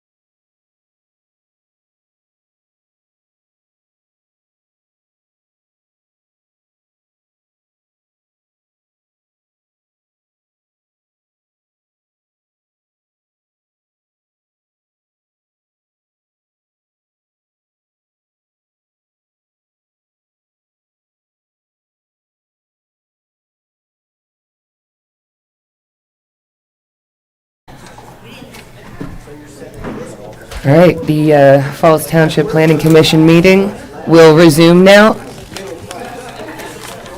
I would like the public to please lower their voices. Thank you. All right, item number 3, Nuuly, 700 Penn Valley Road, Fairless Hills, PA, 19030, TMP number 13-013-010.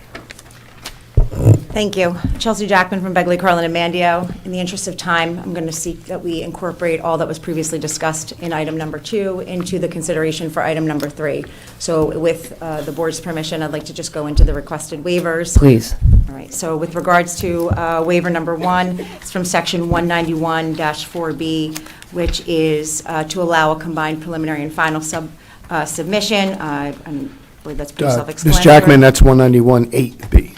Oh, what did I say? I'm sorry. I don't even know what I said. Thank you. 191-8B, which is what is said on the screen. I'm good. Thank you. That I believe it would be fair to say that that is a pretty standard request at this point with regards to subsection 191-31A and 191-62 to allow existing cartway widths of Cedar Lane to remain, a partial waiver to allow the existing cartway width of Penn Valley to remain outside the area of proposed widening, and to not require curbs along Route 13, Penn Valley Road, Cedar Lane, or Tyburn Road. The request and the justification for that is that we're going to defer to PennDOT and comply with whatever it is that PennDOT requires. So we're simply putting that in their hands. I'm sorry, what were those two? It was 191. The second waiver requests are 191-31A and 191-62. And you're looking for a partial waiver? Yes. Okay. Section, I actually think I might have my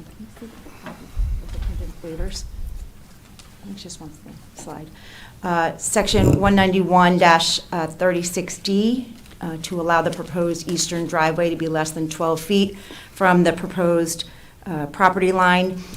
So this one having to do with the fact that that ordinance protects neighbors. In this instance, the neighbor is the current owner and is in agreement with this. So it's those two adjacent lots next to one another, and KPK is in agreement with Nuuly having the waiver to be closer to his property.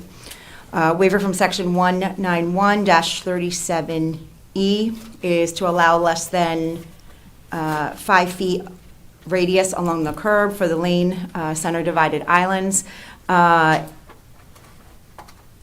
This is, Mr. Richardson can go into a little bit further detail on this, but a very typical configuration that we are proposing, and this actually provides a little bit more safety by doing it the way that's proposed in the plan and granting this waiver. 191-43F to allow lot 1 and 2 to be irregular shapes. I think that speaks for itself. 191-48, keeping existing vegetation, 191-48 to not require street trees along US Route 13, Tyburn Road, Cedar Lane, or a portion of Penn Valley Road due to existing vegetation in areas of the site that will not be disturbed. So keeping, as it is right now, the property, the vegetation is already very much disturbed, and so what we are saying is we're requesting to keep the existing vegetation planting exorbitant, keep it robust, I should say, and the amount of replacement trees, we are exceeding what is required. As stated, we're going to put nearly 400 trees in there.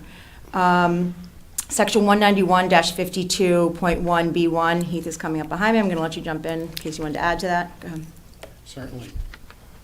For 191-52.1B1, to allow the 50% disturbance of flood. Mic's not on. Here we go. I got it. Thank you. Okay. 191-52.1B1, to allow the 50% disturbance of floodplain in accordance with existing PADEP permits instead of the allowable 0. We're working with Jones Engineering, FEMA, and the DEP permitting for the mine reclamation site to meet the requirements that they're putting out for the fill of the quarry ponds and where we are now with that. So we are in compliance and working with the three agencies combined to satisfy the wetlands and, the floodplain requirement. And go ahead into the wetland component. Okay. 191-52-1B8A to allow 33% disturbance of wetland margin instead of the allowable 20%. This is a little more complex. The existing site as is hard compacted soils, basically being driven over by time. The wetland margin as we are proposing it, we are in excess of the 20% allowed. However, what we're putting in its place is vegetation, a rain garden, and stormwater management controls, along with some of the 400 trees and 2,000 shrubs, and I don't want to know how many native grasses will be going in its place. Those were the items that realistically engineering support for the waivers. And the final three, I think, are pretty standard waiver requests, 191-78A6 and 191-80A2 to allow the plans to be 36 by 48, and 191-78C2 to not require existing features within 200 feet of any part of the site to be shown. An aerial photograph has been included in the plan set, so seeking to get those waivers as well. So I'm sorry, what were the last two? Sure, 191-78. A6. You found it? Okay. Oh, okay. Understood. Yep. So that's all we have by way of waiver requests. At this point, in the interest of time, I think that everything's been said about the project that needs to be. Again, happy to answer questions. All of the disciplines or individuals behind me from their discipline can jump up when it's appropriate for them to step in. All right. So, members of the board, do you have any questions? Now is the time to bring up item 3, questions. Okay. Yeah, so my question has to do more with the chemicals that are going to be on the solvents, cleaners. They're going to be acids, bases, stuff like that. Well, what's the question? So, are you going to have, obviously you're going to have SDSs on hand for in case there are any spills, but are you going to have trained people there at all times? Are you going to have hazmat equipment ready to go, have people trained? I'm not saying have a standby crew on there, but have people that are working that are trained. I believe that's basic OSHA requirement, so yes. The chemicals themselves are stored, or will be stored, in 2 small rooms to the west of the building, to the west of the, inside the building. Nothing is outside, nothing is exposed to any elements.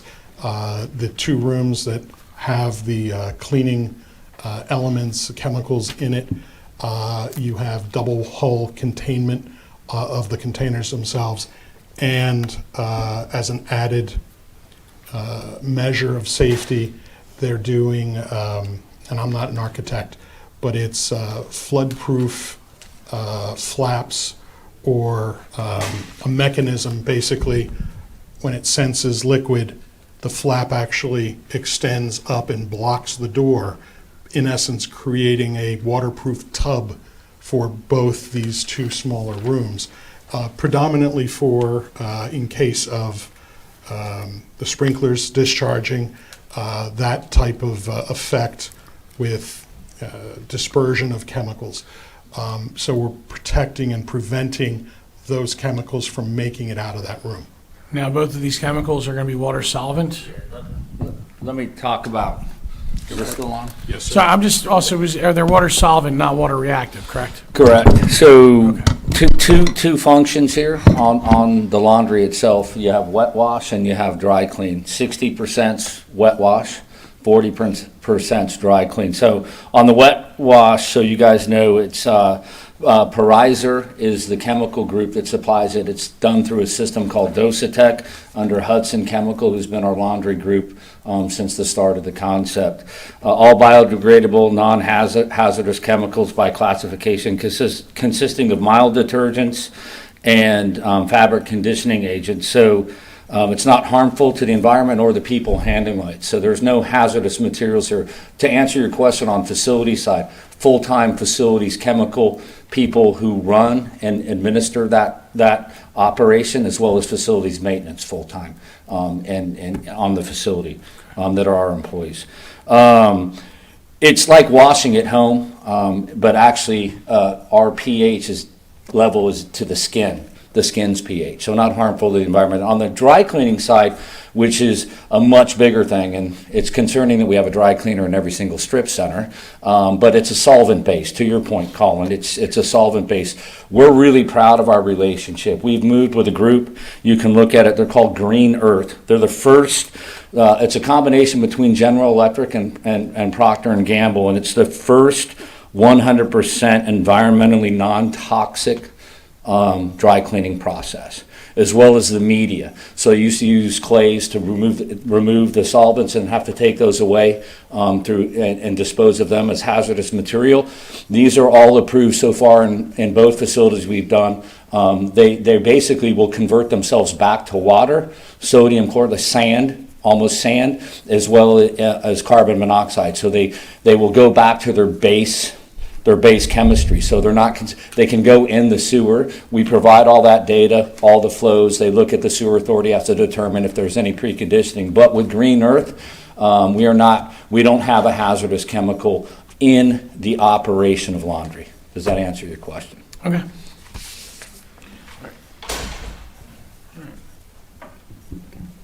All right, I guess that's it. I have a couple questions about the operation itself. So we did talk about the number of people going in and out, but I'm curious around, I see there's 48 what appear to be tractor trailer parking spots behind the building. Yes? So I'd just like to know, is it tractor trailers? Are they vans? Like what's coming in? Are there dock doors on the back of this building? The small. We have 64 loading docks and roughly 49 trailer storage spots in the back. The current facility at Bristol does have tractor trailers. The majority of them actually, at this point, don't move. It's additional. They're bursting at the seams, quite honestly. This is what the 5-year projection for the usage of the building is suggesting. However, recognize that you're not talking big boxes. You're talking a bag for a clothes. It's FedEx. It's shipping. They're still 53-foot trailers, correct? Let me jump in there if I could. So this is a very unique operation. So it was 100%. Remember, so you're getting 6 items. It comes in the Nuuly bag, right? It gets folded, put in the Nuuly bag. Those bags are held. We used to use UPS. We've merged over to Amazon. So you basically have a small trailer that will be there. It comes, it stays till it loads. All the trailers leave at one, staggered. They leave, they come once and leave once. So it's a daily average. It's not constant truck traffic in there. So those trailers come, they're staged, they load, they leave when they ship. But it's with Amazon right now. But it's small trailer. It is a functional loading dock. So you have trailers there, but it's not constant truck traffic. There's no delivery either. So this isn't an inbound receiving of we receive a trailer from UPS, it gets offloaded, it stays, which would be now Amazon. Then it gets loaded with the garments that will go to the subscriber after. So it's not even a cross dock. That's why it's one-sided. So compared to all our other operations, minimal trailer traffic versus another facility that's a direct-to-consumer fulfillment or something like that. No further questions from me. Thank you. You're welcome. All right, at this time, okay. The facility that you have in Missouri, how does that run? Exactly the same this would. So quite particular part of how it runs. So the facility, I'll explain the facility to everybody so they understand it. The reason of the size of the facility is it's predominantly the storage of the garments. So think of carousels. So if you go into a dry cleaner and they rotate around, you have many carousels that are holding the garments. You can imagine, let's say if we get a new my shirt, which wouldn't work, but this is a new arrival, new seller. Everybody's going to want it. So those 500,000 subscribers, you have a lot of inventory to meet the subscription base. So it's housing a lot of inventory. When that inventory cycles, it goes through, there's algorithms for different pieces. Some pieces will go 7 rentals to 13 rentals. It depends on that. At the end of the life, we retire it, and then it goes to our other concept, which is large stores, which are called reclectic, because this is a whole circular concept of not going into the landfill. And then we sell those clothes after their rental life at a very degree. As a subscriber, you also can buy the product if you really enjoy it, and it's at a different rate by the age of it. So most of it's storage, and then you have the laundry, which is specifically small. So the laundry is really only about 30,000 square feet of that total footprint, okay? And then you have, if you, I can take anybody to Bristol and show you, because it's actually, it's really neat to see how it runs. But then you have stations, so you have people that repair clothes. So imagine there has to be somebody there if you rent a $1,000 dress because you don't want to buy it, and you go to a wedding and you get wine on it. There's professional people there who know how to remove spots. There's seamstresses there. So we're employing a lot of technical people who repair those garments and put them back into circulation. Okay, so the facility that you have in Missouri, is it as big as the facility that you want to put here? Just a touch bigger, but we're splitting hairs, 1 million square feet. Okay, Yeah. and where is that located within that city or town that it is? It's in Raymore, Missouri, which is a Okay. substantial town. All right, so is it in an industrial area with warehouses and stuff, or is it in a community? It is in an industrial area that is adjacent residential, similar to this. So there's other warehouses around, There are other warehouses, yep. as opposed to this one, you'll be the only kind of warehouse there. On this particular parcel, because it hasn't been developed, yes, yep. Thank you. You're welcome.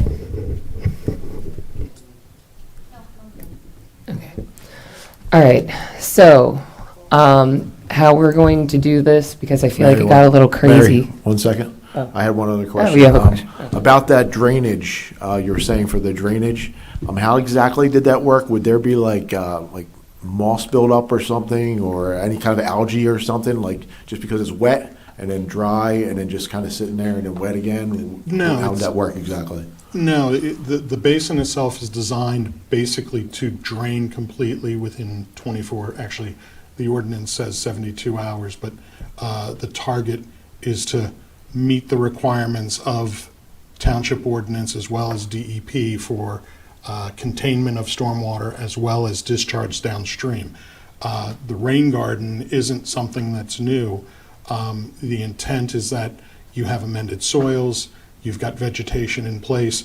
It helps pull water into the environment it's in. So not only do we still have timed release discharge downstream, but a lot of that water, a lot of the salts from, say, a road for snow removal will stay on the site. It won't be allowed to move downstream. It's basically water quality. So there won't be mosses or algae there. It's really intended to be a vegetated area that helps with keeping the water and whatever is in the water on site. And then the clean or filtered water is allowed to discharge downstream. How deep are these little rain areas? I believe by your code, 5 feet max, plus or minus. Should be a little less. All right, thank you.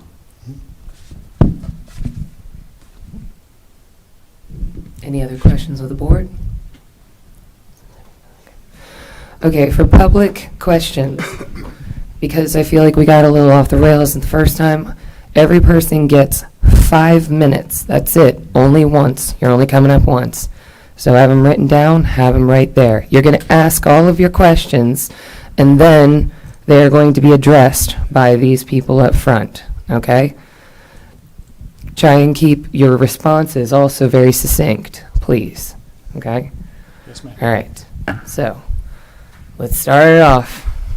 Lady, why, thank you.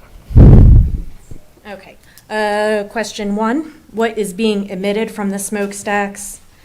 Question 2, what are the start and end times of each shift? 3, I started on this earlier. If you would consider switching from parking lot to parking garage with green walls and a water catchment system on the parking garage and the building structure itself to help with runoff. And I know we kind of touched on this about improvement to the roadways, intersections, that kind of falls into the state. I was wondering if the township, the state, and business owner will be working together to make sure that we're ensuring that these intersections are safe. It's already questionable now with the crossings, if warning signs would be in place at the bottom of like Route 13 ramps, because we have people walking, running, riding bicycles. If we can have some kind of flashing lights, I don't know, mirrors not necessarily work, but potentially could. We want it to be as safe as possible. And that's it. Thank you. Yep. So I have I have 4 questions. I will start with the parking garage. I'll just state that the why for that was to capture stormwater runoff, and my response would be that there is no stormwater runoff, that it is being entirely captured. So I'll start with that one, and I'll start with Mark, if that's okay, on the traffic component. The question being the crossing and the safety on Penn Valley. Yes, as part of the improvements, as I mentioned before, there would be significant improvements at the intersections, not only for the site access, which would be opposite Wheat Sheaf Lane, that would be signalized, as well as the intersections that exist today. For the interchange, they would be upgraded as well. As part of that, PennDOT will require full modernization, which means all pedestrian accommodations will be met, as well as any type of recreational vehicles and so forth. So all of that will be upgraded to address what the woman asked. Yes. Just by way of expeditious response, coming out of the smokestack is steam. It's not smoke, it's steam. In terms of start and end time of each shift. Dave? Start time of each shift, it's a ramp, so we'll bring the 1,000 people first, and it'll start very slowly as we migrate the inventory over it. So what I can do is commit to the community and the board that I would, at the Board of Supervisors meeting, I will work with my operators to come with the entire phasing shifting plan in those hours to that meeting, but I'm not going to do it today. Okay, I'm not thank you. prepared to. I mean, roughly, 2 years when you're fully operational, what are, is that This facility, like planned shift yeah, times? Roughly? I can get those times. They vary because they actually, I didn't answer correct the first time. They don't all 1,000 come and then 1,000 leave. They're like in 300s over a series of like a 12-hour segment. So let me come with an official shifting piece, and I will make that as part of the condition at any meeting. Yes, but your day starts and ends 8 to 8, is that correct? Was that the understanding for the shifts? Oh, that was the car wash. I'm so sorry. I feel like that was forever ago. No. Okay, so what is your, operational, is it 24 hours then? No, it's not. Okay, No. so it's not 24 hours, but you aren't sure exactly. Well, I can get you the exact shifting that we can commit, and so that everybody knows it, because it's going to ramp. It doesn't, I can show you, remember, this facility's not even going to go live until potentially, if it's approved, October of '28, and then it's Okay. it's going to ramp very slowly. These things don't just, Yeah. there's a lot. So, what's that? Bristol's what theirs is right now? Perhaps when does Bristol start? Just Bristol starts at 7, and their last shift is off, I believe, at 8. Okay, But, all right, don't hold so me. 7, 8. Again, Approximately. I can commit anything on behalf of the company, but let me make You'll the get more operators. specifics at the supervisory board. Understood. Yeah. That would be appreciated. Thank you. It will be done. I think that was the 4 questions. Did we answer all? Okay. Next, you have been patient.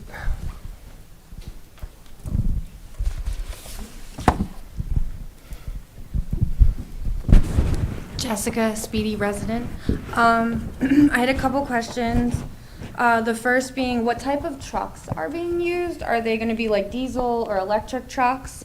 Are there any plans to start using the driverless trucks that I know Amazon is starting to go with? There is a bike path there, so that is a concern with the driverless trucks. And then the cost of electricity. Is the electricity for this warehouse going to be on our grid? Who is covering those costs? Are they going to be offset to us?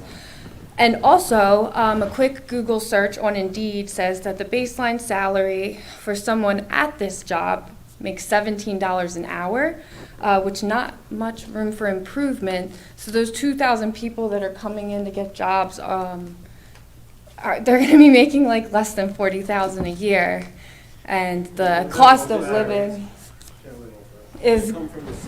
Yeah, so I just wanted to put that out there as my question too. Are you going to be raising the cost and hourly pay to grow with the cost of living, since right now it's currently $17 an hour? Thank you. Thank you. So with regards to the questions I have, that the type of trucks, will they go driverless? So no, they will not be using driverless trucks, correct, Mr. Zeal, at this point? It's correct until Amazon decides to make the fleet out, if that's part of the agreement. Okay. So for what is currently being proposed? Okay, in terms of the types of trucks that are being used right now, I think that you said that they're mostly box trucks at this point? They are small semis. Yeah, yeah. Small semis. Okay, and with regards to? UPS trucks. Okay, and it was quoted that the salary was provided online. Are you aware of what the salary is going to be for the individuals that would be working there in 3 years when the plant opens? The starting salary of an entry-level position is $17. Again, there's several layers, and as a matter of fact, this is a more technical facility. There's a lot more higher-paid hourly people than any other facility a retailer would run. Here, it also has a very big white-collar management, supervisory, maintenance component, so the median salary, I can also provide that when I do the shifting, but that is the entry rate of a starting at the lowest level of a warehouse worker. If you could provide that, that would be great for the supervisory board. Thank you.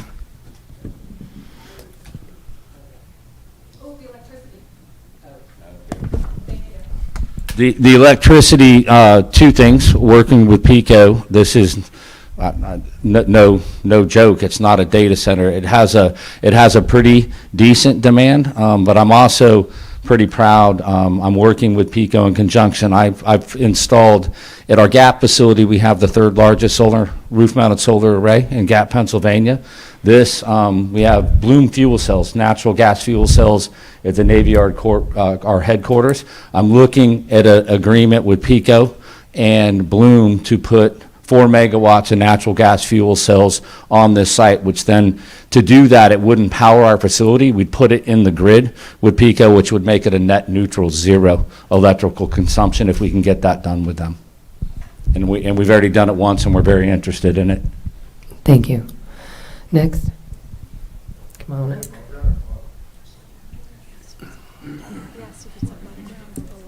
What, the fuel cell? It's above ground, and it's above, the actual each cell that's 1 megawatt is about 5.5 feet by 8. Connor Schmigel, Falls Township resident, also in North Park, like Colin was raised in. I'll be your neighbor. I'll throw you guys a bone. My wife does actively use Nuuly quite frequently. Thank you. Some of my questions I have, I know it's been discussed that there might be roadway improvements and changes. I thought I heard somebody say that there might be roadway expansion. So my question is, are there plans for any of the roadway expansions that we can see?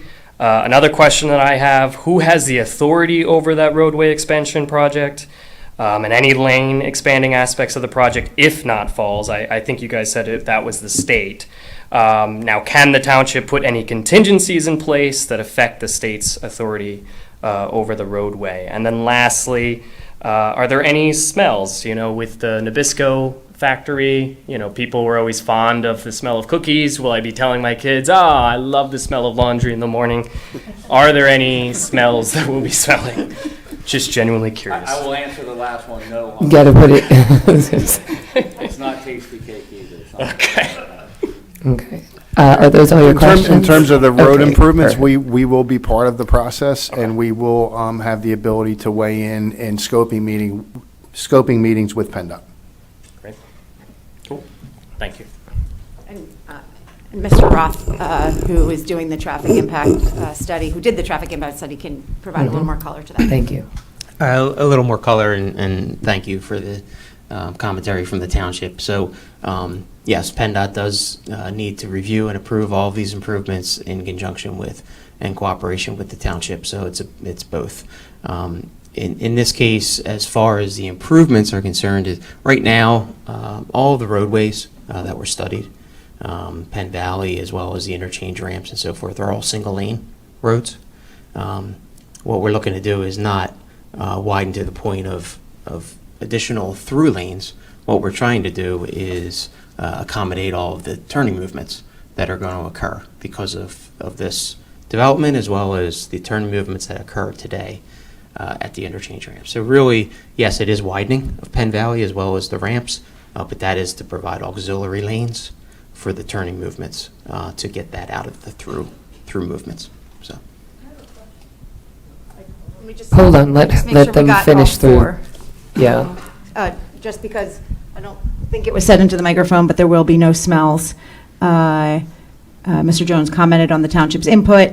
I think that was it. Did we answer all the questions you had? Will there be Oh, I'm sorry. Will there be plans? Plans. For like an expansion, right? Absolutely, yeah, of course. That meaning it was not, a traffic impact study was already submitted with this, which would include this plan being, meaning you're not seeing it right here today. Like in your plans, it doesn't show like this lane is going to go out further this way, right? I think I'm going to get yelled at to give you the microphone. Yeah, there'll be a separate set of highway occupancy permit plans that will be available at the supervisors meeting for viewing. I'm sure they're going to be interested in what the improvements are. Got it. Thank you.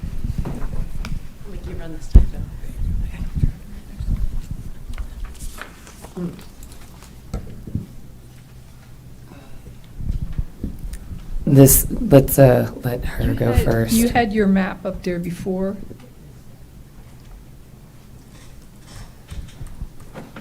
This right here? Yes. Okay. On there, oh, by the way, my name is Debbie Diaz. Thank you. On there, you have listed where your entrance is going to be. Why aren't you using Tyburn Road to come in from? Because if I'm looking at the property, wouldn't Tyburn Road be closer than coming off of Penn Valley for that? I'm sorry, I think that maybe there's a miscommunication or misunderstanding. There's no entrance shown on there. That's not the plan. That right there, that's a rendering. That's not specifically what it's going to look like. It's just to give an idea of what it would look like in that space. But if we go to that one here. Yeah, that's actually the plan. Tyburn Road's up on top. Tyburn, here, let me see if I can use this. Here, Keith, if you just hold it right there. That's Tyburn right here, if you can see that. Go ahead, can you do it? All right, this is a new one. Here, come over to the microphone. All right, sorry, trying to figure this toy out for the first time. Keith, just come over to the microphone. There are two driveways. Sorry. There are two driveways proposed, both on Penn Valley, and I'm trying my best to get it. There's one, and then that lines up with Wheat Sheaf here. And then there's a second driveway, and I apologize, this thing just doesn't want to behave, right there. And the predominant use there is for the tractor trailers in the rear, as well as auxiliary access off the site from the employee parking area there. So there are two driveways proposed as part of this development. Because there's a school right there, and there's buses coming in and out and around that whole area, and everybody's rushing in the morning to drop their kids off. Yeah. There's a lot of traffic there. If I may? Sure. Where's Pennsbury High School? Pennsbury High Schools is down on. I know Please exactly speak where into it the is. microphone. But you're forgetting about Manor. No, ma'am, I'm not. Manor It's going the other Elementary way is on. right there. It's going the other direction on Penn Valley. How, everybody goes up and down Route 13, right in that whole area. Or they drive from there to the trailer park to take All their right, kids ma'am. back and forth. He answered the question. There will always be traffic review letters to make sure that Okay. everything adheres to, not make a lot of traffic in the Okay. area. Now, back to your other little map that you had up there.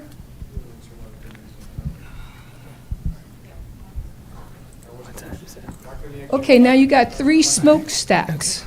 Say that again, I'm sorry? You got 3 smoke shacks? I can show you on the plan, but nothing is depicted here. So yes. Well, no, in your proposal, you're going to have 3 I'm smoke sorry. shacks. Yeah. And you're going to have pumping houses with a water tank. Where's that water going to be treated and put back out?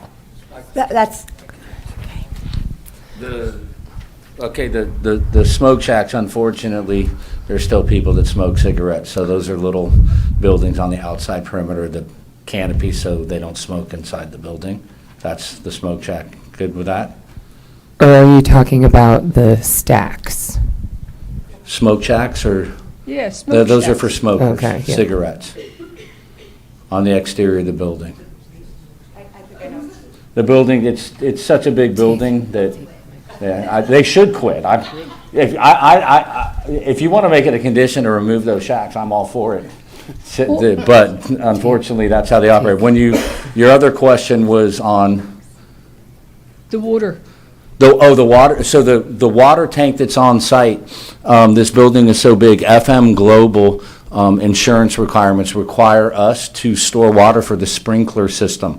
And it has a generator, meaning that the volume of water that can be provided by the township or the municipality, in this case, isn't enough water flow to suppress a fire in the building. So this is required both by the fire marshal. Well, what happens with your chemicals that you're going to wash?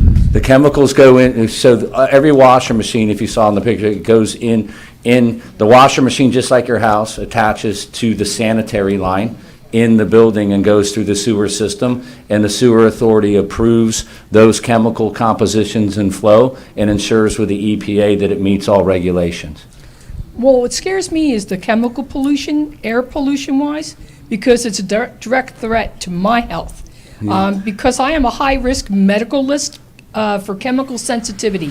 Every time you as much as put a thing on your grass, you have to contact And I'm me. sensitive to that, but again, the only exhaust of this building, it's not a manufacturing facility. The only exhaust is the boilers that create the steam to do the laundry. But that steam creates a chemical in the air. No chemical with the steam at all, no. The It chemical is with vaporizes. Well, there is a steam element to the 3 boilers that are in here, but outside of that, there is no exhaust by any other manufacturing or type of process with chemicals within the facility that exhaust to the exterior. I'm sorry, ma'am, we're going to have to cut this short because there are other people that would like to ask their questions. Which one? She asked how come one of the entrances cannot be coming from Tyburn unless that was answered, and I did not hear that. That's the operating mining facility that abuts that lot on Tyburn. yeah, So the it's, other parcel. it's going to be a subdivision off of Tyburn. Wait, It's a I'm sorry. separate, entity at this point. Yes. So, all right, I'm sorry. Can I just Public clarify comment. really quick, just because just the As words? long as it's quick. It's really quick. It's just that 3 smoker shacks, shack for smoking, and the question about what's coming out of the stacks, and that might have been my mistake that I said stack, but there's no smoke coming out. Just want to be clear. It's just vapor, steam, and then there's smoker shacks for smokers. That's all I have to say. Understood, okay. Sir?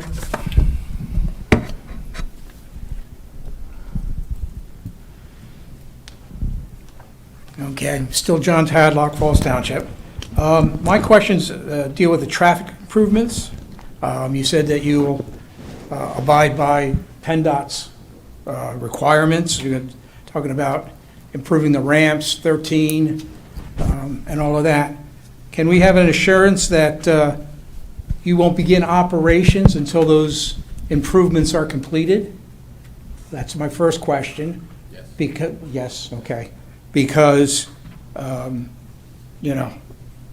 can be very slow. I'm thinking of the intersection of the Big M. I mean, I was in high school when they first started working on that, so, It's about to start. Yeah, any day now, any day now. The other question, and you might have covered it already, you got 1,000 people coming, and I know they're staggered, but how many parking spaces, again, are for the employees? Is there a number?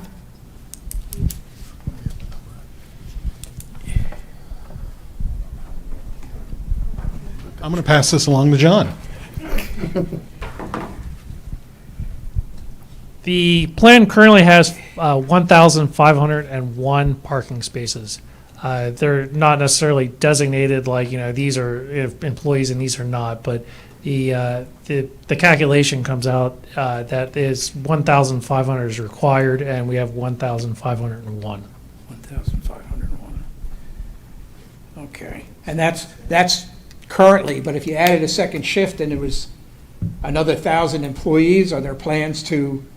That the parking that is on the site as proposed would handle the largest shift. Obviously, you don't have to provide parking for people that are not there. Right. So it would handle the But largest if the shift. shift change, you got people in the building and people coming to work. I think you're thinking of it as like a plug flow event where 1,000 people come in, 1,000 people don't. Because it's staggered, you don't Well, have I said that it was condition. staggered, but still, ultimately, on a shift, if there's 1,000 people, there's still 1,000 people in total. Those 1,000 don't start It- all at the same time, so when I put that forward, the actual schedule, it's gonna show you. We need microphones. Yes, please.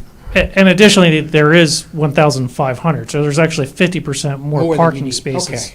And my final question is, while they're doing all this construction, PennDOT, and they're improving the ramps and Route 13, and I guess they're going to widen Penn Valley Road, and I don't know what they're going to do with the culvert that goes over Martins Creek, but whatever they're going to do to widen all of that, will the access to the park be impeded? Right now, you can go down Falls Trail, cross under 13, get to the park. Would that be impeded in any way? Who's gonna wanna go to the park anyway, the massive freaking building overhanging? Just to clarify, you keep saying that when PennDOT's doing the improvements, actually, all of the improvements that are going to be done have to be reviewed and approved by PennDOT. However, all of it will be done as part of this development by the private developer. Like Nuuly's going to pay for it? That not only pay for it, but they're going to construct it. Okay, it's not a PennDOT project. Okay, It's just a PennDOT private. approval. Correct. Okay. That's correct. So the delay that you're referring to is not going to happen. Okay. And they have to be in place in order for the township to give a Everything will be done, though, certificate of on the insurance. roadway, will be Certificate of done before you occupancy. start That operating. is correct. And as far as the access is concerned, yes, just like access would have to be provided to any business, any public amenity would have to continue to have access as part of it. Okay. All right, thank you. You're welcome. Thank you. Any other public questions?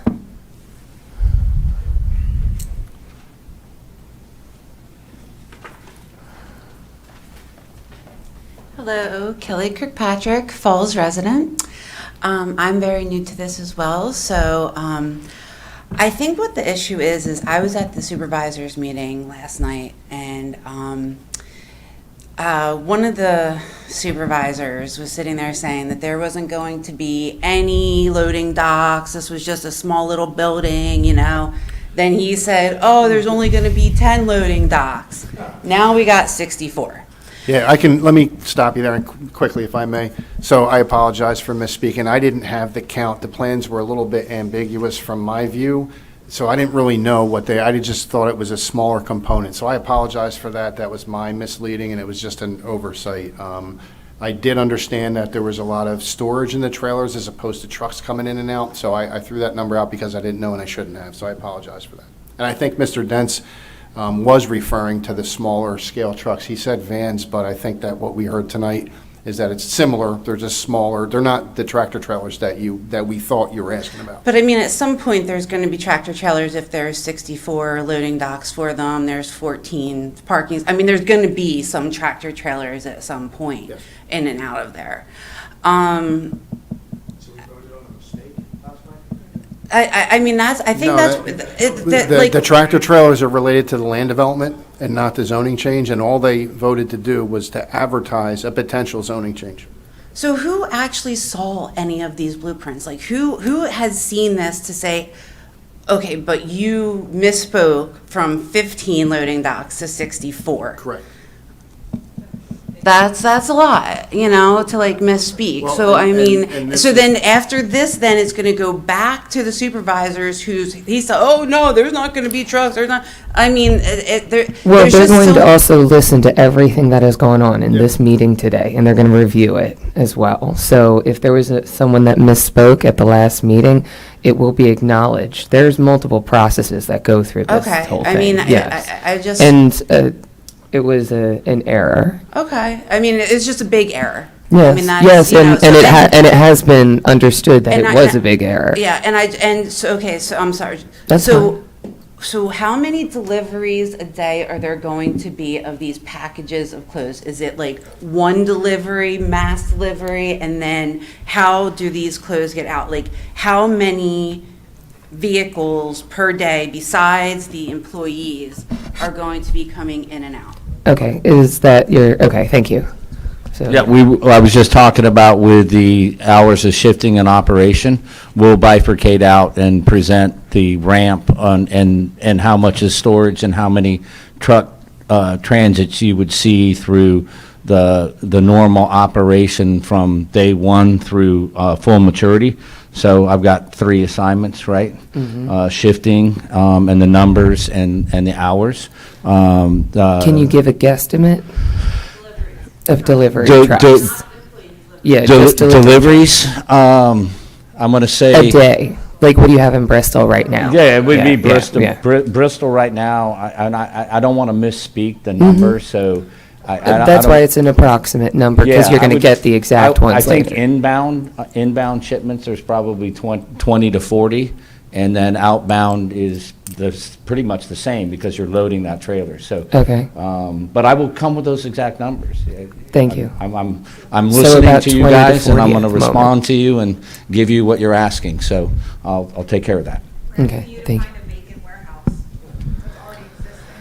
Okay. Next, come on, Jen, come on up. Well, you got 5 minutes, that's it. Okay, sure, that's fine.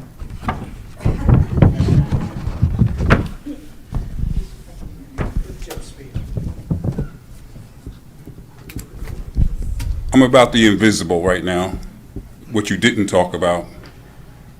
What starts in the black community will end in the white community, your community. I come from Jersey City. You call it the dirty city. Siloxane D5 is what Greenworks is talking about is environmentally friendly. If you look at Dow Chemical tells you it is a endocrine disruptor chemical. Okay? Don't take my word for it. Look it up from Dow Chemical. I understand you have a lot of makeup on that has a lot of PFAS in it. A lot of the chemicals they're going to be using, it's not steam, it's fragrances and stuff coming out of the stack. That's what's going on. The building size is not 50 feet. It's going to be about 70 feet because now you got to build up on it.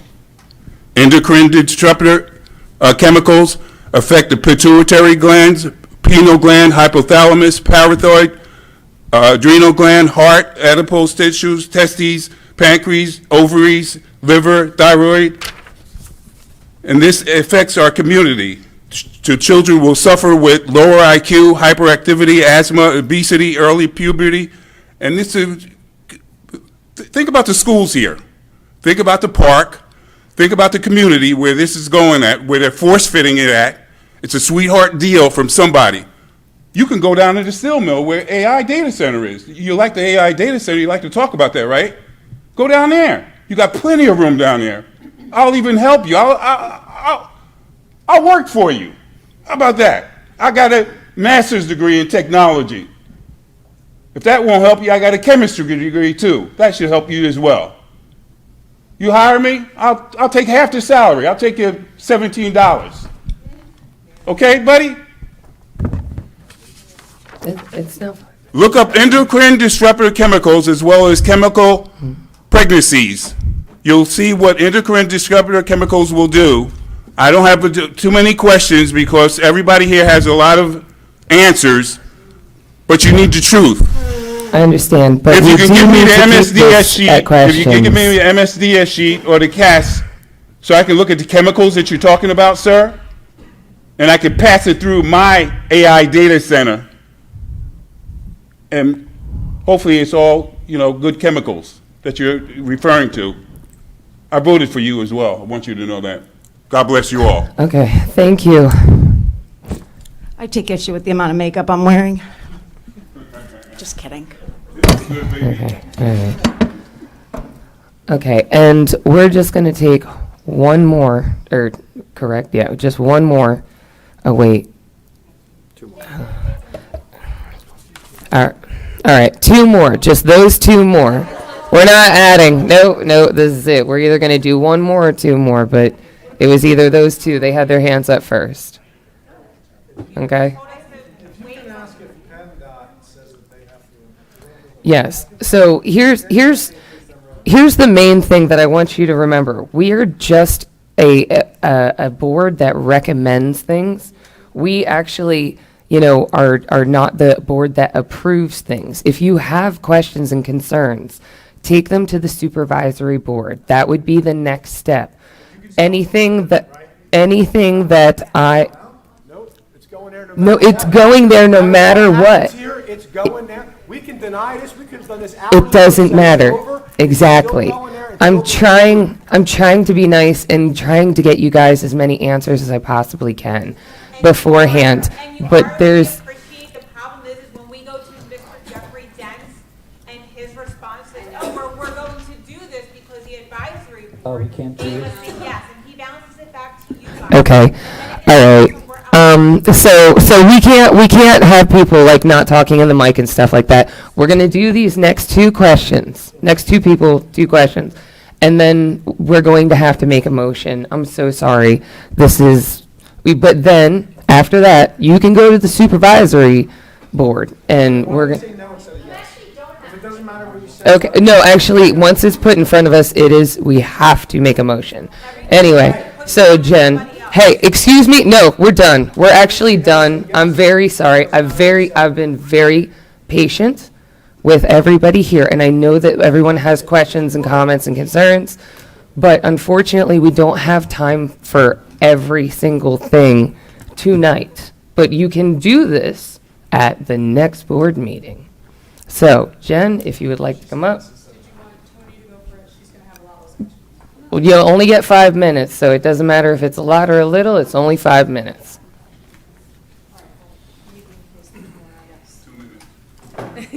He's limiting me already. He's trying to help you. Do you want me to start on the waivers, or do you want me to start on the building? Whatever you would like, probably answered first. Anybody? Okay. In case you cut me off, let's start on the building.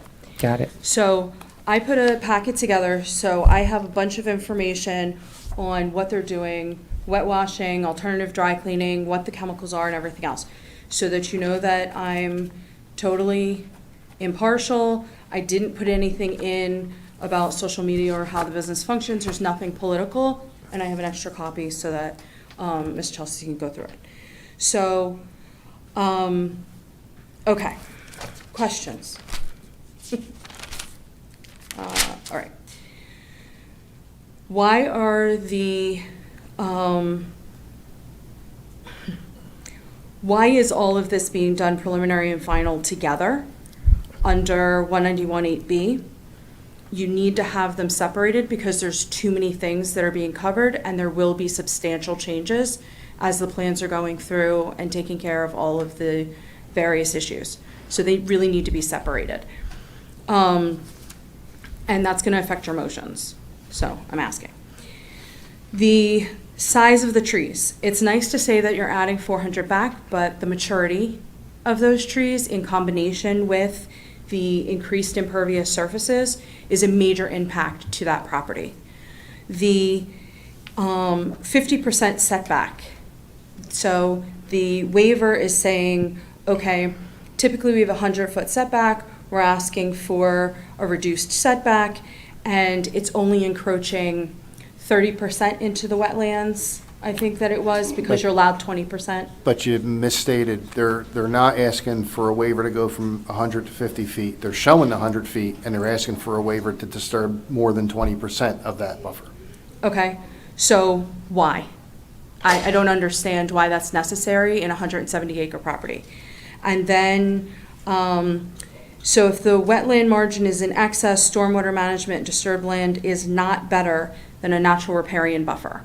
So why it is that you would think that having this basin to slow the water from 24 to 72 hours is fine, but it takes out all of the grasses and trees and all of the things that are in that grass buffer, natural land, that are slowing contaminants, and there's nothing in that system that's filtration to remove the contaminants. So why would that be better? Why would we want them to have this stormwater basin just to slow the water, but not to actually filter it or clean it or leave it as a natural riparian buffer that would do that naturally? For the 50% disturbance of a floodplain instead of 0%, what? Where? Why? It's already a floodplain. It's already dirt, right? So if you're telling me that what you're doing is an improvement, I lost the picture. If you're telling me that what is being done for this plan is an improvement, and that right now it's compacted dirt, and that's not good, then how is it that you need to do a 50% floodplain disturbance over the 0%? That was 19152.1B1. What does allow plans 36 by 48 mean under 19178A6? It's simply the size of the plan, the width and length of the plan set itself. I don't care. I don't even know why that's a thing. The other question that I had for the property itself is, how big is this building? Is this like massive? Okay. Is it like 5,000 feet long by whatever? Like, how big is it that it's going to be the 975,000 square feet, which conveniently falls under the million max, so that way that there's a whole lot less permitting, there's a lot less infrastructure requirements, there's less penalties and issues that they have to get through. My problem with that is, what is the actual dimensions or size, and how are we making sure that it stays under the 975,000 so that they're not overbuilding? Like, if there's an overbuild, then how do we know that if it's not telling us right now what that dimension is? Post-construction, the engineer will submit an as-built that shows the building corners that will verify the size of the building. So I'm going to cut you off there. It's been 5 minutes. I have like 45 more questions. And you only went through 5 minutes. I told you every single person gets 5 minutes. This is crazy. You can take a lot of this to the supervisory board as well. They don't do this. They don't go through all the questions that you're going through. This is amazing. We appreciate you so much. Yes, unfortunately, we look don't at have it. time. We I don't know, have but time. you're telling us that we can ask all these questions, get all these answers, and that the Board of Supervisors will look at it. We're trying. Oh, no, well, they will look at a bunch of different questions too, don't. once you, So let me just say, the only question then, the last question that I have all right? is, if I can't ask these other 45 Yeah, questions. you can't. Continue. Then are you going to at least write a letter of recommendations to go with your motion? Because your motion is literally, I'm doing The or not motion doing it, I'm is- shoving preliminary and final together or The motion not. is the recommendation. Are you writing a letter of recommendations based on the fact that you just spent 4 hours with us asking all of these questions, and there are substantially more questions and concerns that we have about this project? How You're about, going to vote on a motion, but are you going to write a letter? No, that is not something that we do. It's something that every other board does. It is. It is, right? So. So why not? So, as far as I know, it's something that is, I wouldn't even know how to go about that at this point. So You yes, gotta write a you letter. now. Mary, come on. Come on, Listen, Mary. I told you, That's you've not been up right. here, you've been up here long. I'm very sorry. We have to get through this. I know, You I don't know, have to write a I'm, letter. I don't believe you. I'm, So this is for the whole board. Can I at least give it to you? you can, if you can leave it on that front bench, we will all take it, because I don't want you to come up in front of the board, please. So, for the questions that she produced, we are going to make them very short and succinct answers. Not yet, ma'am, she still needs answers to her questions that she asked. So, do you understand? We're going to make this very short and succinct. Listing them out. John, you want to come up for a second? Okay, my understanding is wide preliminary and final together, the maturity of the trees, the 50% waiver request for the wetland margins, not wetlands, and the dimensions of the building. Those were the ones I haven't, did I miss any? Go ahead. John, start. For preliminary final together, very standard request for the Planning Commission. We'll take the consideration of what was stated tonight when we go to the Board of Supervisors, be fed by that information to what's presented, but obviously continue to work with Mr. Jones so that what ends up being submitted to the Board of Supervisors is improved and informed by what happened here tonight. But no, the plan is very It's very much common for staying people to ask for preliminary and final. It's up to the decision of us and how we make our Yes. motion, that's it. Yes, okay, So, thank you. Majority of the trees, John, can you answer that? just set them right there, I promise. We'll. Oh, okay. But in response to that. You can't, nope, sorry. I'm very sorry, ma'am. I am. Everyone else go back and forth, but now I can't because you want to go home? No, actually, it's because we have taken so much time on things. So it's like, had we not asked back and forth before, then we would have had more time for all of your questions. Unfortunately, because I didn't know that it was going to take that much time. So, yes. Number 3 was more important, and you should have let us ask those questions. No, not while they are. Continue. Majority of the Sure. trees, go ahead, there's So the trees on the plan will be small, but we are planting 400 of those. And they do provide environmental benefits. And obviously, they'll grow as time goes on. In regard to the setbacks, or the 50% wetland margin, or 50 feet and the requirement, the area that we're talking about is currently dirt. It's not really giving any environmental benefit. As part of the development, what we're looking to do is we would plant grasses in that area, we would plant shrubs, we would plant trees, and we're going to do rain gardens. All this stuff is better than what's out there right now. So while in paper you might say, oh, they're disturbing more wetlands margin than they're allowed, that area is not like some pristine meadow. It's compacted dirt. So what we're proposing is actually better than what is out there now. People still live across the street from there. Do you want your home? Is that it? And then the building being 900,000, over 900,000 square feet. The building, the dimensions of the building are approximate. It goes in and out a little bit, but it's approximately 1,600 by 600. North Park is right across the street. There's kids playing out there. Okay. Thank you, ma'am. What if it goes over, though? That was the question. What if it goes over? What's the policy? If it goes over what? If you overbuild over 975,000 square feet, it's part of the law that changes the requirements. I just would suggest that Mr. Jones responded Yeah, to that. I answered That the township follows, looks, there's an as-built plan that is supplied, and then they go out and check to make sure that it comports. They'll submit an as-built plan that locates the corners of the buildings, and we'll confirm that it's in accordance with the plan. We do that for all land developments. Tony again. This page, I'm sorry, but even with my glasses, I can't read that little print, so is it anything that's important? It just talks about the environmental impact and the good things that Nuuly is doing and how they are, as a company, very concerned about the planet. But I'm happy to provide that to you. Like, if you want to give me your email address, I can show you where to find it on the website. Sorry, it's so small.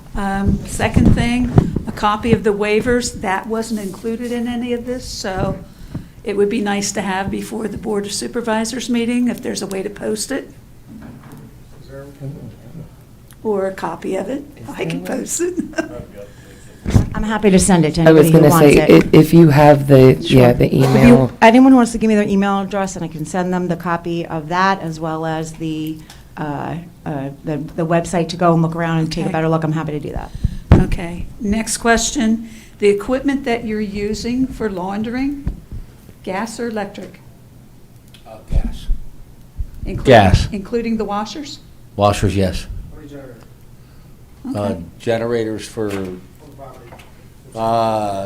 if you have a question, she can refer it, but That what would was have it? been the next question, since he said gas. Okay, so what was the question? Can you, because it needs to be in the microphone. Are you using generators for these? generators will be diesel. No, the generators are only for emergency backup power only. For the, I think the plan will have 3. Will they be tier 4? Yes. Okay, Good question. all right. And why not solar on your roof? I mean, you So, could be a little green. I know, the solar production at Gap, the degradation versus the production hasn't been good. We're really not the best solar environment in Pennsylvania. If you look at solar, the fuel cells, their efficiency, you know, they're not as green as solar, but they're still, No, they're but still. I'm just thinking, you have plenty of roof space. Yeah, we do, but it's really, we've looked at, we did it once, and it really does not produce at the levels that you would think it would produce, or they will tell you it will produce. With the fuel cell, we get continuous power. There will be 365 days, 24/7, that would be put into the PICO grid. That PICO grid is what is distributing use. So we're actually putting in power that should ultimately give the ability to relieve peak demand off that grid area. If we I don't get to know that. anything about the fuel cells. It's a good thing. Do they pollute? No, they don't. They don't pollute. They don't even exhaust. Which they're natural gas. But you look up Bloom Energy. I'm not as engineering as this chemical fellow here. But look, you can look up Bloom Energy. Look at the fuel cell. It'll tell you how it operates and how it exchanges heat. Okay. And you don't have any idea of what the electric usage is going to be? Right now, the building's still being designed, but I think when it goes, if it goes in and passes land development, it'll come in there. But it's somewhere between 3 and 4 megawatts on the total demand on a peak. That would be, but that's engineers. It never runs continuously at that load. Thank you. You're welcome. Okay. So those were our last two people to.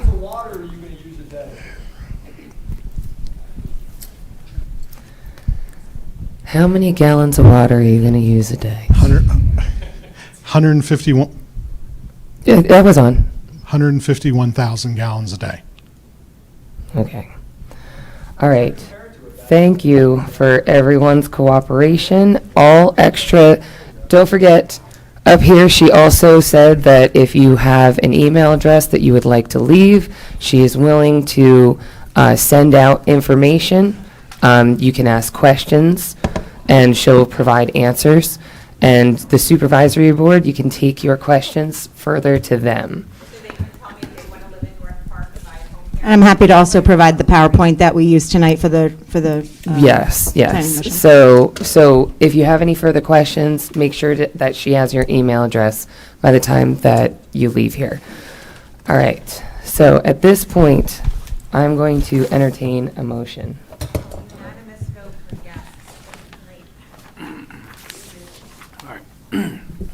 Okay, I'm going to entertain a motion here, or try to make a motion here, for preliminary development on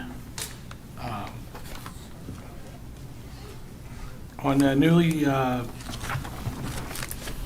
Nuuly subdivision and land development, tax map parcel 13-03, sorry, tax map parcel number 13-013-010. Okay, zone MPM, Township of Falls, Bucks County, PA.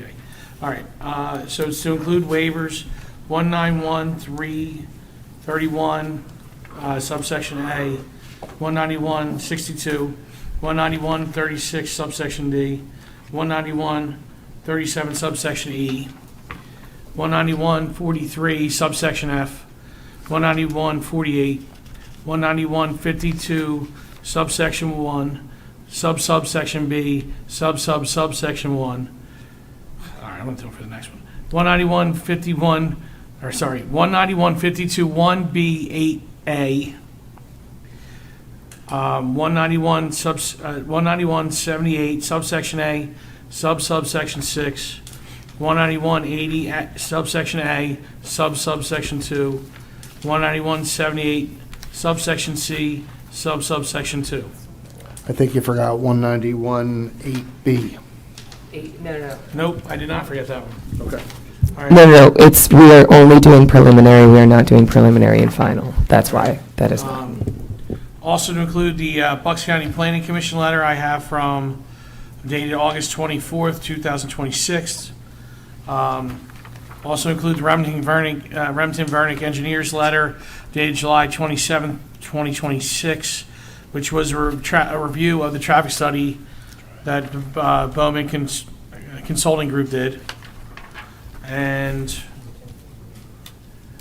the Jones Engineering letter dated August 21st, 2026. And then July 24th, 2026, or? No, you have it August 21st. August 21st, 2026, okay. And I also wanted to include the restricted deed on this as well. That allows the access, that allows this usage condition of, hold on.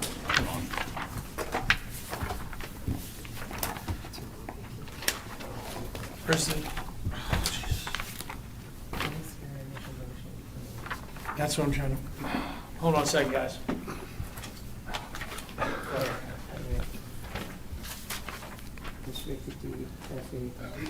right. The restricted deed that will only allow the condition of approval that allows only H1, HIA and farming and mining business only.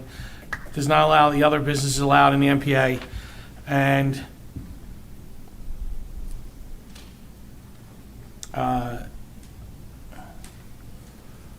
that zoning requirements, the other zoning requirements go along with it except for the other businesses. Sorry. All right.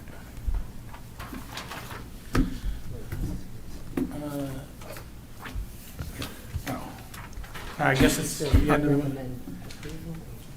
Oh, recommend approval. Second. Call the board.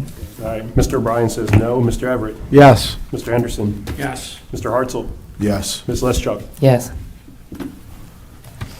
All right, last item on the agenda. All right, so last item on the agenda is, excuse me, we still have one more item on the agenda for us, if you would not mind leaving. Thank you. All right, item number 4, the minutes from February 24th, 2026. I make a motion to approve. Anyone want to second it? Second. All right, all in favor, say aye. Aye. All right, all in favor to adjourn this, motion to adjourn? All in favor, say aye. Aye. All right, ayes have it.